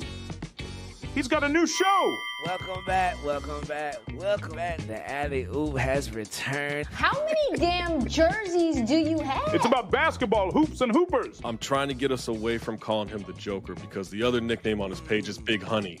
And I just think Big Honey is a way better nickname. Don Staley and them girls back at it again. And she gonna pull up Prada down, Chanel, Gucci, and Louis. It don't even matter. Them Auburn Tigers, bro. Them boys 35 years old each player. None of them brothers got a hairline amongst any of them. But maybe you're wondering, where can I see it or hear it? Tell us, Juju. Subscribe to youtube.com/@DLS Hoops. Do you need me to point at some visual explanations? Well, here you go. I am consistently moved by how giving this audience is every single time we ask you to give on anything. And this can be a very difficult time of year for people who do not have money. And if you have some extra income where you'd just like to give kids that a lot of people don't care about a chance at Christmas with some toys, we're teaming up with Branches to do an annual toy drive that doesn't require you anymore to come to where we are and give us the gifts. We have updated this so that you could do it in the modern age, and we want you to do this with us by going to lebatardaf.com and shopping at Branches Amazon wish list before December 15th. the things they want and need. And again, you can make a child's Christmas better with dolls, with remote control cars, with Nerf toys, board games, craft kits, building toys, Legos. You could see your options at LeBatardAF.com. But if you have a little bit of income that's disposable and you want to make a kid's Christmas, we're teaming up with Branches in order to do this. And we're going to have an assortment of things around here over the next coming days where we'll do some things. What are you laughing about? Or there's a nice little 4-star edge rusher in New Jersey that we could use down here. Canes Connection. Okay, that's not quite the Christmas spirit. I've noticed that you say Legos. Yeah, mispronounced it. I've noticed that. Yeah. So Legos. Legos instead of Legos? Yeah, the right way. Okay. Lego my ego. How's it spelled? With an E, not an A. What an hypocrisy. Hypocrisy. You guys want to take a guess? LeBatardAF.com is where it is that you go. It's a really easy way to help us help some kids that a whole lot of folks don't care about. So thank you for doing that in advance, because every time we do something like this, you do it very strongly. I want to ask you guys, I'm going to quiz the entirety of the room, and we'll stop this when you get all 4 of the names. See if, and you can just shout names at me, and I'll see if I hear them. The top 4 passers, yardage in a game this season. Yardage in a professional football, an NFL game this season. They're all professional. The top 4 Jared Goff yardage totals. Russell Wilson had one. That's one. Yes, Jared Goff is not one. Bryce Young. That is another one. Go ahead. You guys are not playing this game right. No, you can go ahead and play Patrick Mahomes. That is incorrect. Dak Prescott. That is incorrect. Sam Darnold. Incorrect. Josh Allen. Incorrect. Tua. Baker Mayfield. Incorrect. Jacoby Brissett. That is correct. Justin Fields. You're missing only the top name on the list. The one. Daniel Jones. Jameis Winston. 400. I haven't heard it yet. The 470-yard passer among Shaw. the group. Caleb Williams. That is incorrect. No, you don't think you'd know if he threw for 470 yards? Jordan Love. The top by yardage passer in the NFL this season in a single game, Joe Flacco. Love that guy. Oh, yeah, he had that game. You remember that That game? game. The game against Pittsburgh. Still give you a game. That very confusing game. Let's go ahead and play for the people before we go any further. The Boost mobile hotline that has been very inconsistent. The telephone number is 305-486-GOTS. 305-486-4689. How do you feel about this batch? Fantastic, Dan. The last batch was super disappointing to me. The last batch was not good enough. I am challenging the listeners and the callers to be better. That last batch was crud. I couldn't feel better about this batch, Dan. 305-486-GOTS. It's the Boost Mobile Boldest Take, presented, of course, by Boost Mobile, the newest 5G network in the country. Hi, this is Russell from Wisconsin. I just turned 8, and my bold take is that Dad is a sucker. They should replace NFL regular season overtime with a tug-of-war match. Jameis Winston is the Tom Brady of Jeff George's. Jeremy looks like he picks the safest dialogue options in video games because he doesn't want to hurt their feelings. Can I unthank Jeremy on Dan's behalf for that James Madison pick? Jeremy Taché is the Meg Griffin of the Le Batard Network. Messi in MLS is like Tom Brady joining the CFL. Stop acting like it matters. It's a joke. If a slice of pizza could walk, would the head be the crust or the point?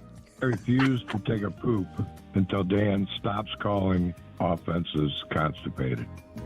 It was a good one. I genuinely I disagree. think if a pizza is walking, the crust is the top. Like the crust is the head. No, the point. The point is the feet.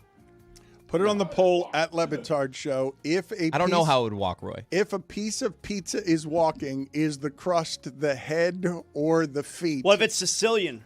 I assumed that it walked on 4 legs. I didn't assume it had 2 legs and was an upright walker. I thought it just sort of slid the way that Matt Stafford slid. That's so stupid. No, yeah, it's two-legged. Pizzas are two-legged. If you're putting eyes on a pizza, you're putting it on the top, the wide, near the crust. Like the eyes are not going by the pole. Like you guys talking about Pizzagate.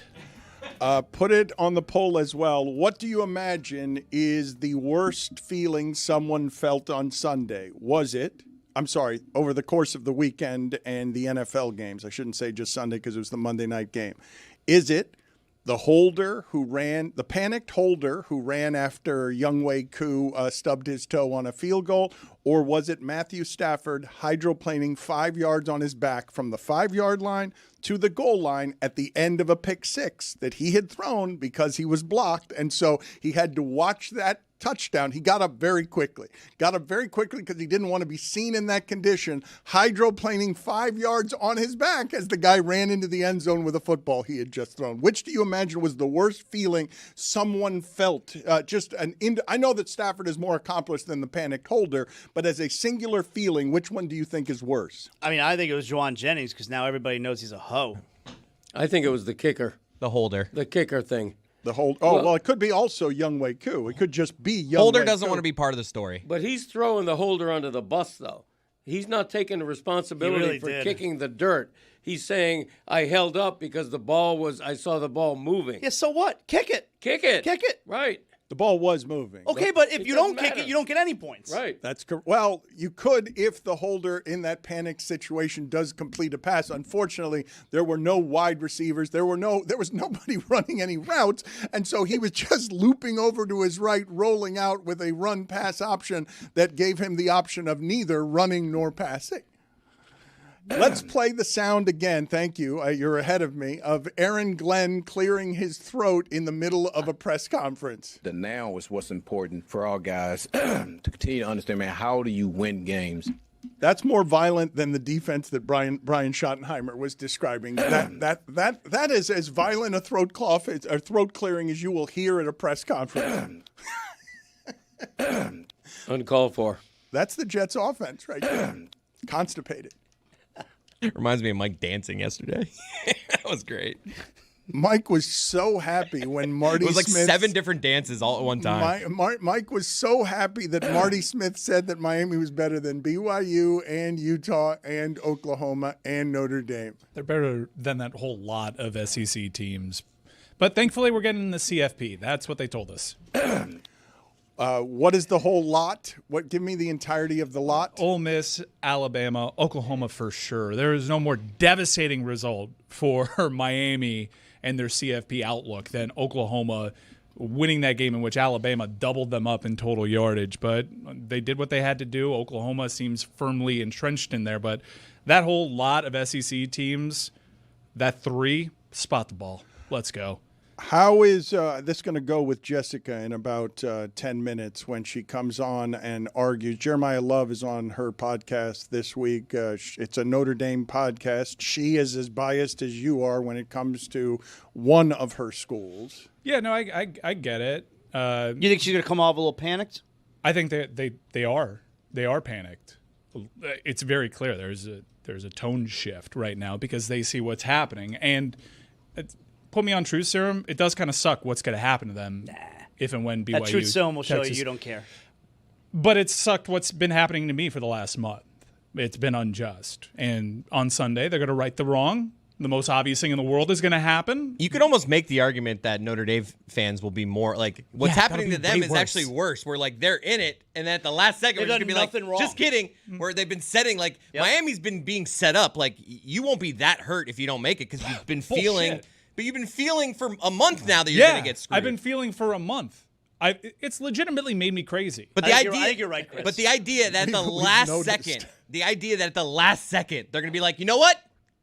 Now Miami's going to change our mind. It's kind of bullshit. Tough shit. I've been living through a bunch of bullshit over the last month. All right, month. put it on the poll. Is it kind of bullshit, tough shit at Le Batard Show? And by the way, he did just say, I'm going to feel bad for them. At least we haven't felt the result of him feeling bad on the show. I just need to stop everybody, though, because it's sort of...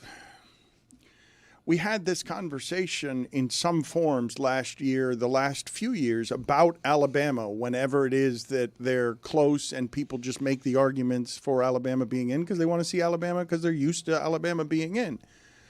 It's bullshit right up until you consider that the entire point of doing this as a made-for-television spectacle is to get you talking about it for a month beforehand because somebody is going to think something is unjust. It's the whole thing that they're doing. It exists as content for that reason. They televise it every night. I am sure that ESPN gets better numbers whenever Reese just comes out and they contrive, let's do this made-for-television thing. And for me, it's as silly as if we were to interrupt the Country Music Christmas Awards on Monday to complain about it's unjust that someone's not in here. It's all made for television entertainment spectacle. The whole point is to get you to argue about it.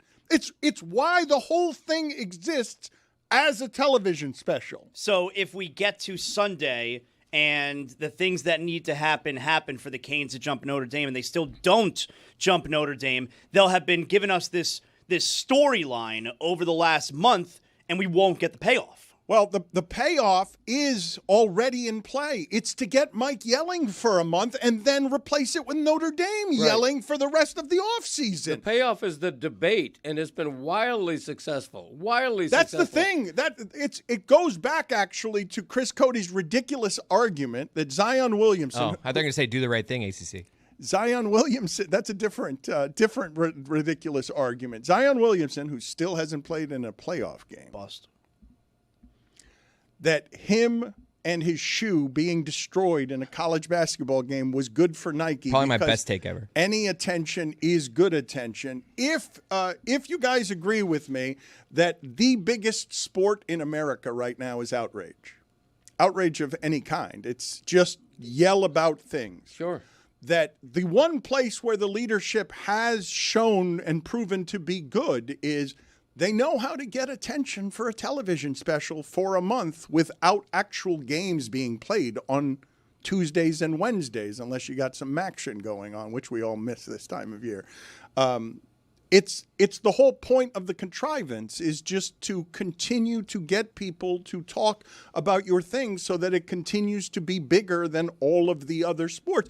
They're getting more attention not playing games than OKC is getting for having one loss and knocking off Golden State last night in an 11 p.m. game that nobody can watch on the East Coast 11 because p.m. is so late. Because it's starting so late. Incidentally, if you did not see that game, OKC was up 1 late in the fourth quarter. Jimmy Butler left. Steph Curry is hurt. The Warriors are 11-11. Jimmy Butler looks a bit disinterested and left last night injured, and OKC does what it does to everybody. They needed to use Shai Gilgeous-Alexander in the fourth quarter this time, but that game was close late, and then OKC is doing what champions do. Like this has been, I've told you guys before that two of the greatest things I've ever seen in basketball are the 72-win Bulls and the 73 wins Warriors being down late.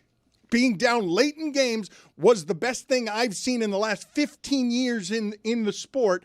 Well, I'm going back to Jordan now. When those teams got down late, they do what OKC did to Golden State last night, which is just choke them out the last 5 minutes. Because the thing that's not being talked about OKC-wise is their defense is better than everyone else's by a great deal. So they're 21-1, Oklahoma City, and like you said, they have so much room for error every single game. They can play poor and still win by double figures. They're 21-1. At what point does their how many more do they have to win before they lose their second game for us to talk about are they going to win 80?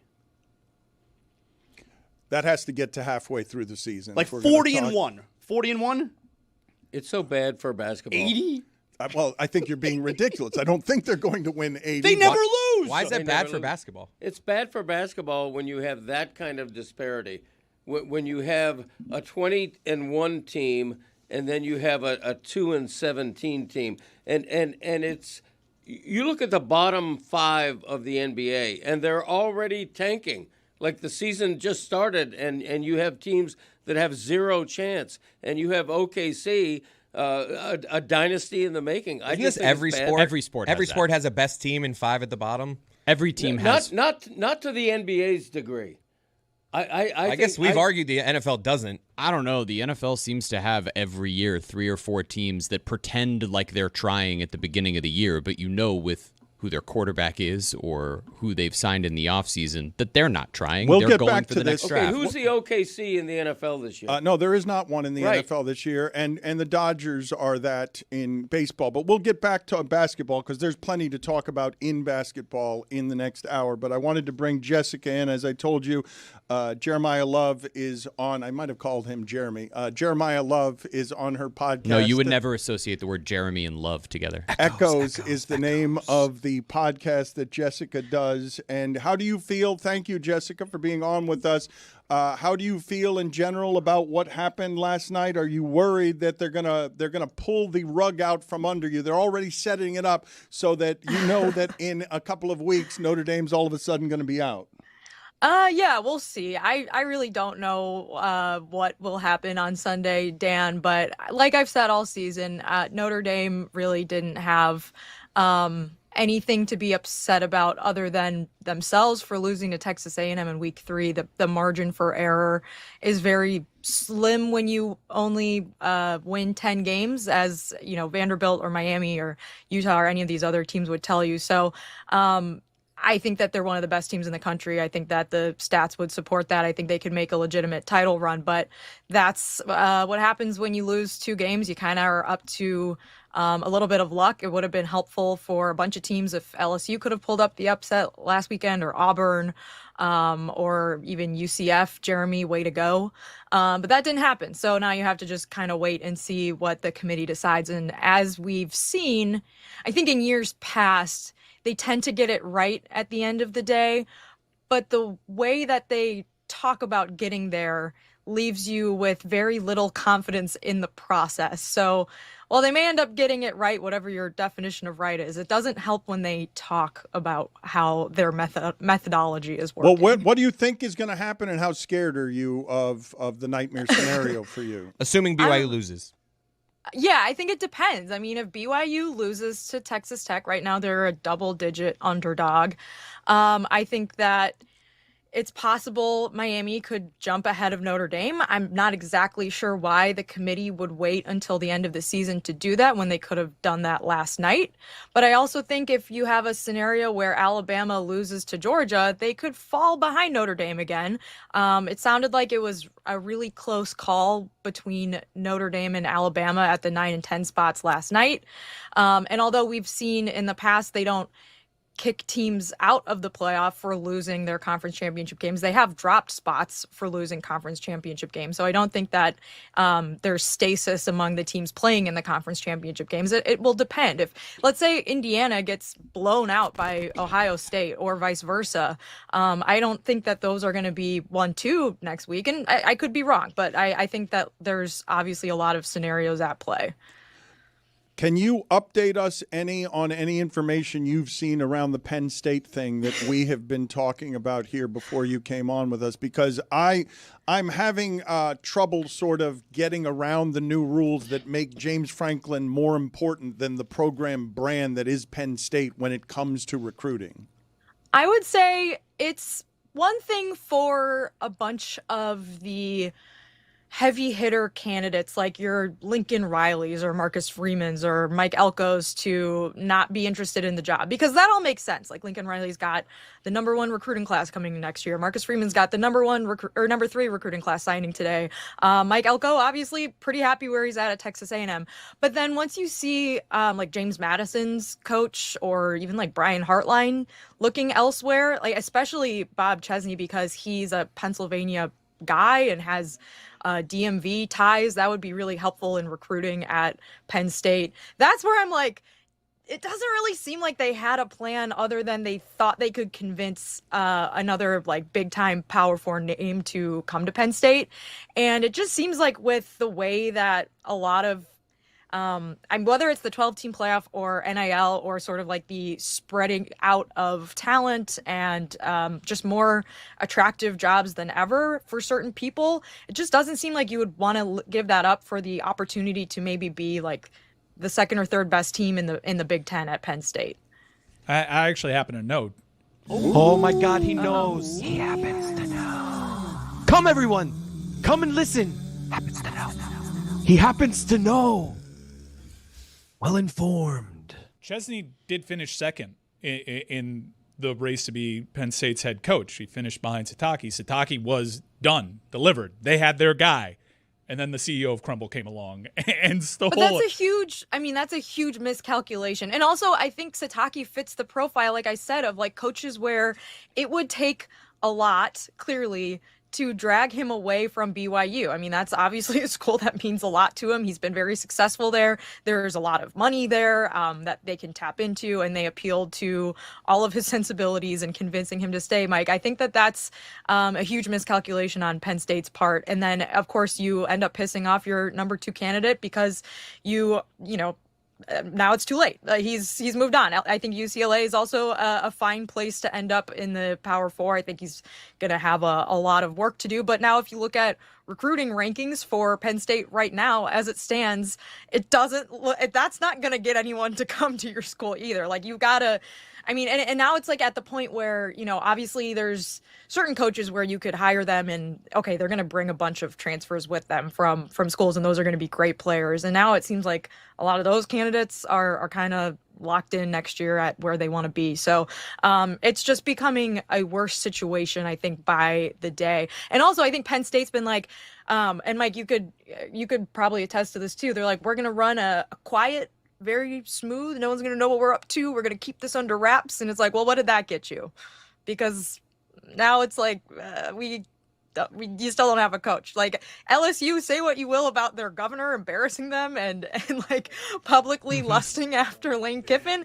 They got the coach they wanted. Doesn't matter. They got their guy. Shit ton of money. Yeah. He's going to sign a huge recruiting class. They're probably going to be preseason top 10. LSU was a circus and Penn State was the model, and yet LSU gets their guy and Penn State gets left at the altar, and now they're looking at Manny Diaz. Yeah, I mean, potential ACC champion Manny Diaz, and it seems like Penn State fans like Manny Diaz. I don't know if he has the upside of some of the other coaches that they were looking for, but he obviously was a popular person at Penn State, from what I can tell. I don't know. I want to play. Maybe not the worst. I want to play for you some Schefter sound on Kevin Clark's podcast. You've probably heard this. What are your thoughts on this sound from Adam Schefter? I don't think that there is a Ben Johnson this year at the NFL level. The only guy I could think of that would be in this category, and I don't know that he would be interested, would be Marcus Freeman at Notre Dame. That's a guy that, to me, if I owned an NFL team, I'd want him on the phone right now.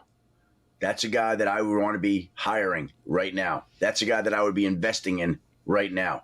That happened fast for Marcus Freeman, man. He would look good if he ripped his shirt off. That was Ben like Johnson the whole Bears did. strategy last year. 1 and 2 candidates. Look good with your shirt off.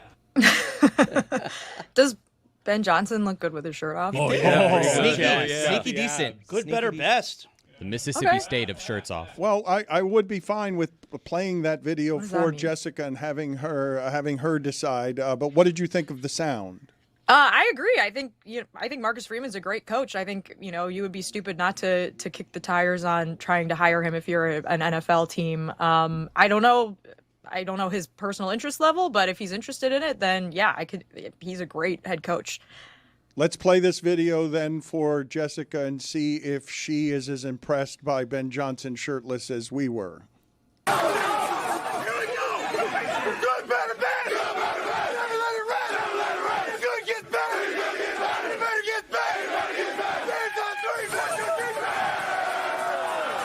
Sneaky decent. Wow, stealing my lines.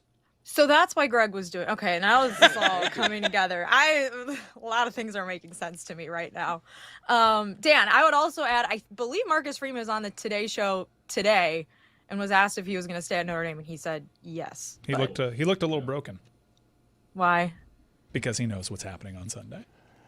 Okay, I think he just looks fine, honestly. But sure, Mike. I think that the college football playoff discourse is gotten to a kind of a toxic point when your podcast is tweeting that Jim Phillips should resign as the ACC commissioner because he's a Chicago Catholic. Mm-hmm. So, no, yeah, that's not the only reason. Who's behind that account? I mean, there's several. How much time do you have? That. I can relay a bunch. What are you excited about this conference championship weekend coming up? Man, all of it. Honestly, starting with Friday night with Mountain West, Boise State, UNLV rematch. Saturday, obviously the Big 12 championship, I think, is the one that the most people will have their eyes on because it has the most clear-cut stakes attached to it. Whereas I think the Big 10 championship is two really, really good teams playing against each other that we all know we're going to see play again in the postseason. And the SEC championship, I'm curious if Georgia can pull it off. Kalen DeBoer has been really good against Kirby Smart in his short time at Alabama, but Alabama, I think, probably feels safe in the playoff, but would really like the security of an SEC championship. And then there's also the question of would they move up into a bye position if they beat Georgia? So, there's going to be a lot of great games this weekend. Even Dan Maction. Maction is going to be great. It's not going to get the eyeballs, but man, I will be rooting for Miami of Ohio all morning on Saturday. Let's go ahead and examine what Jessica was confused about. I'm not sure. Did we start doing this daily after shows after Jessica left? Because I felt like she was involved in all of these when we would do it after shows daily.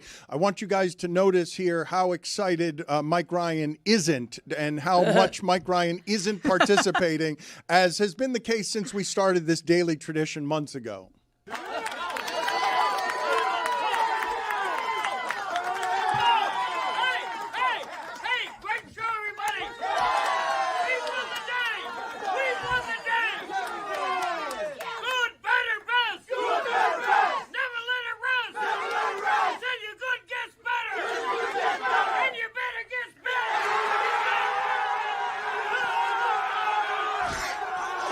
I was legitimately worried for my dad during this. Profound indifference if you from see Mike that Ryan. Mike Ryan. Look at a lingering Roy, like the smell left in a bathroom after someone's left it, after Andy Reid has left it. It was made very clear that Greg wasn't taking his shirt off, so I was like, if he's going to half-ass it. Although he yelled so hard, you can see me in there midway through Settle give down. him hey, don't kill yourself doing this. You were choking me, Dan. You look very excited. Look at Roy in the background there, just profoundly indifferent, That's right, yeah. surrounded by joy. Roy had done Tesh all day, so he was broken. Sitting on the fringes of our fun.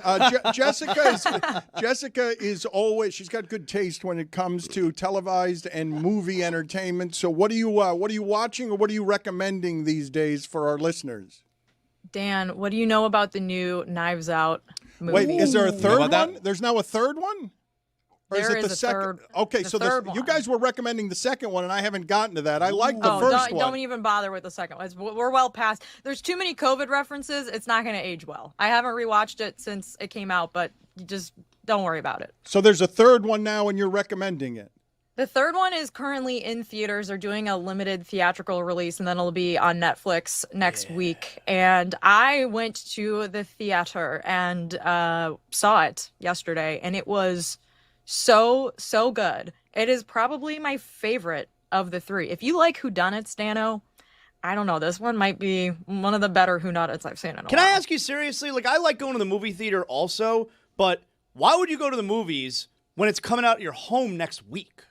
Because it just looks so much better on a movie screen, and also I just had 2.5 hours to kill, so why not? I like going to the movies. I do too, but my preference is always watching my couch. Well, you've helped kill the movie theater. Sounds like you don't like movies that much. I didn't do Yeah, it anything, sounds like you really. don't. I think Zaz, it totally depends. If it's a movie that I'm not that excited to see, don't care that much about, I'll just watch it at home. I'll wait for it to come out on demand. But if it's a movie that I think I'm really gonna like, it's so much better to watch it at the theater than watching it on my TV in my little small apartment. And it's your favorite of the three, right? That first Knives Out was very good. I would say it's not as funny as the first one. There's not as many laughs, but it's overall the writing is better. It has more deeper themes to it. It's not just a quirky, funny, whodunit. It's there's actually some depth to this, which I thought was nice. Have you guys seen Poker Face on Peacock? I think it recently got canceled. Yeah, so Ryan Johnson is the mastermind behind that, that show is kind of like a modern spin on a Columbo type show, Dan, where you know who did the crime before the detective shows up, and the detective in that show is Natasha Lyonne. This is obviously not like that. I was trying to figure out what was going on the whole time, and I couldn't figure it out. It was a very good mystery, but just the general genre is one that I love, and I think that this really knocks it out of the park. Thank you for including me with that Columbo reference. One of the most adorable thing my parents do is they continue on Saturday nights to text me, "Are you watching Columbo right now?" Because they're just watching a telethon. It's Columbo season. It's Saturday night. Anytime it gets cold out. They watch like 3 straight hours or 4 straight hours of Columbo, and they're confused by streaming, so they still think that it's on Saturday nights, and it's just a marathon of 1970s detective television. I've never shared this story, but the lead in Poker Face is Natasha Lyonne, and there was rumors that they may recast this. When I was producing for the show in like the waxy days, Dan, we used to have let's track this person down. So there was an FBI agent that called me like 15 years ago who was a fan of our show and asked me to help track down Natasha Lyonne. Yeah, because any information that I might have, because he was looking to speak with Revelation. Me. Yeah, that was something that happened. That was very strange. I feel like the FBI should have better resources than I had at Waxy. Today's FBI does not. I can assure you of that. So HBO Max has a ton of good stuff. I remain stunned, and I don't know how he did it, how Adam McKay got the chair company to exist on HBO. It's one of the stranger things you will ever watch. Is there anything HBO Max related that you're either recommending or you think that is worth talking about? By the way, another semi-whodunit. I mean, it's a mystery thriller, The Chair Company, so right up my alley. Dan, I don't know if you've seen the controversy about the Mad Men remastering in 4K that's been up on HBO the last few days, but apparently Mad Men, one of the greatest television shows of all time, highly recommend if you've never watched it now. They're all on HBO, but in remastering the Mad Men original film, I guess, whatever, film copy of it, they somehow took out some of the visual effects. And so there are scenes where you can see extras in the background. And in particular, there's one scene where Roger Sterling is throwing up. And you can see that guy in the back on the right is holding the puke cannon that's going up along John Slattery's back and making it look like he's puking. Oh my God. And then there's a guy behind him with his hand on his back, making sure he stays steady. So this is a pretty embarrassing mistake. I'm sure they're going to clean it up and fix it and figure out how all of that actually happened. But it's just a reminder of how many important people there are on the set of an important show. Buchanan guy's having his moment right now. I hope someone reaches out to him and gets his comment on this. But just as important to the shot as Don Draper and Pete Campbell watching Slattery puke up martinis and oysters. That is pretty terrible, though. It's not as terrible as a Starbucks cup appearing in the 8th year of Game of Thrones. Right. Well, this did not, to be clear, this was not in the original airing of Mad Men. They took the people out. This is in the digital remastery where they have made there's a few television accounts that are posting some of the differences and some of the things that they accidentally took out or didn't leave in from the original. So yeah, this was not AMC's fault.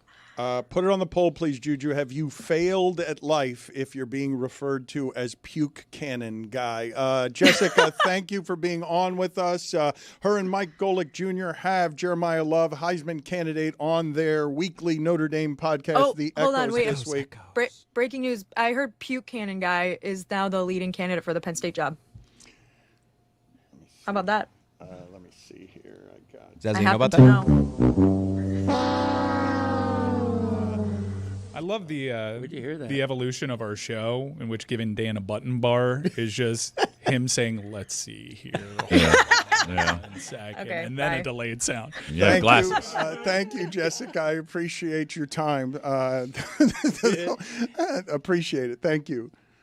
I wanted to get to some of the basketball stuff from last night. I don't know if you are seeing the quotes from LeBron James when he's being asked about how to manage his left foot injury. Remember when I owned Nick Wright earlier today that about LeBron? kept him out of Sunday's game? But the quote from LeBron is, It's called old. You just wake up with shit that you didn't have the night before. End quote. Great quote. It's also true. Most relatable it's thing the ever. most human thing he's ever said. The guy's an immortal. He's a superhuman, but My right elbow this morning. Just It's hilarious. Like, well, I slept wrong, so I guess I'm a bad shoulder guy now for the rest of my life.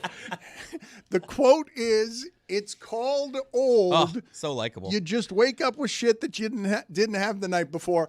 I believe in the history of our show, there has not been a funnier injury than Howard Bryant waking up one morning and tearing both his hamstrings getting out of bed. Still on to that story. How can you get tennis elbow if you don't play tennis? Last night, though, the late game. How do we feel about a game starting at 11 p.m., the defending champions against Golden State? That's a game people want to watch. You put it at 11 p.m. Eastern, it's not a lot of people are going to see it. But also, getting back to the point I was making earlier in the show, Peacock having Vince Carter, Tracy McGrady, and Carmelo Anthony doing the pregame while Bob Costas reads an essay that calls New York-Boston one of the great rivalries when it's not. Like, that's not one of the great rivalries. It's just not. In baseball, it is. Oh, but it's not. That's not what they were televising last night. It's not best. Yeah, but it's Costas. This is what MLS is missing. But Boston, New York is not a great rivalry in basketball. Yeah, but in Costas's mind, he's thinking about baseball. He's always thinking about baseball, Dan, as he should. Those broadcasts, though, on Peacock, they're really good. Mm-hmm. Like, the idea that I'm watching just excellent regular season telecasts where there's a lot of money, it really is a golden age in sports. A weird time to have Inter Miami behind a paywall. Folks, listen up. One touchdown can change everything. The crowd, the momentum, the entire game. It never gets old. Feel that same rush with DraftKings Sportsbook, an official sports betting partner of the NFL. Missouri listeners, listen up. DraftKings Sportsbook is now live in the Show Me State. New customers, download the DraftKings Sportsbook app. Use code DAN. That's code DAN. Bet $5 and get $200 in bonus bets if your bet wins. In partnership with DraftKings, the crown is yours.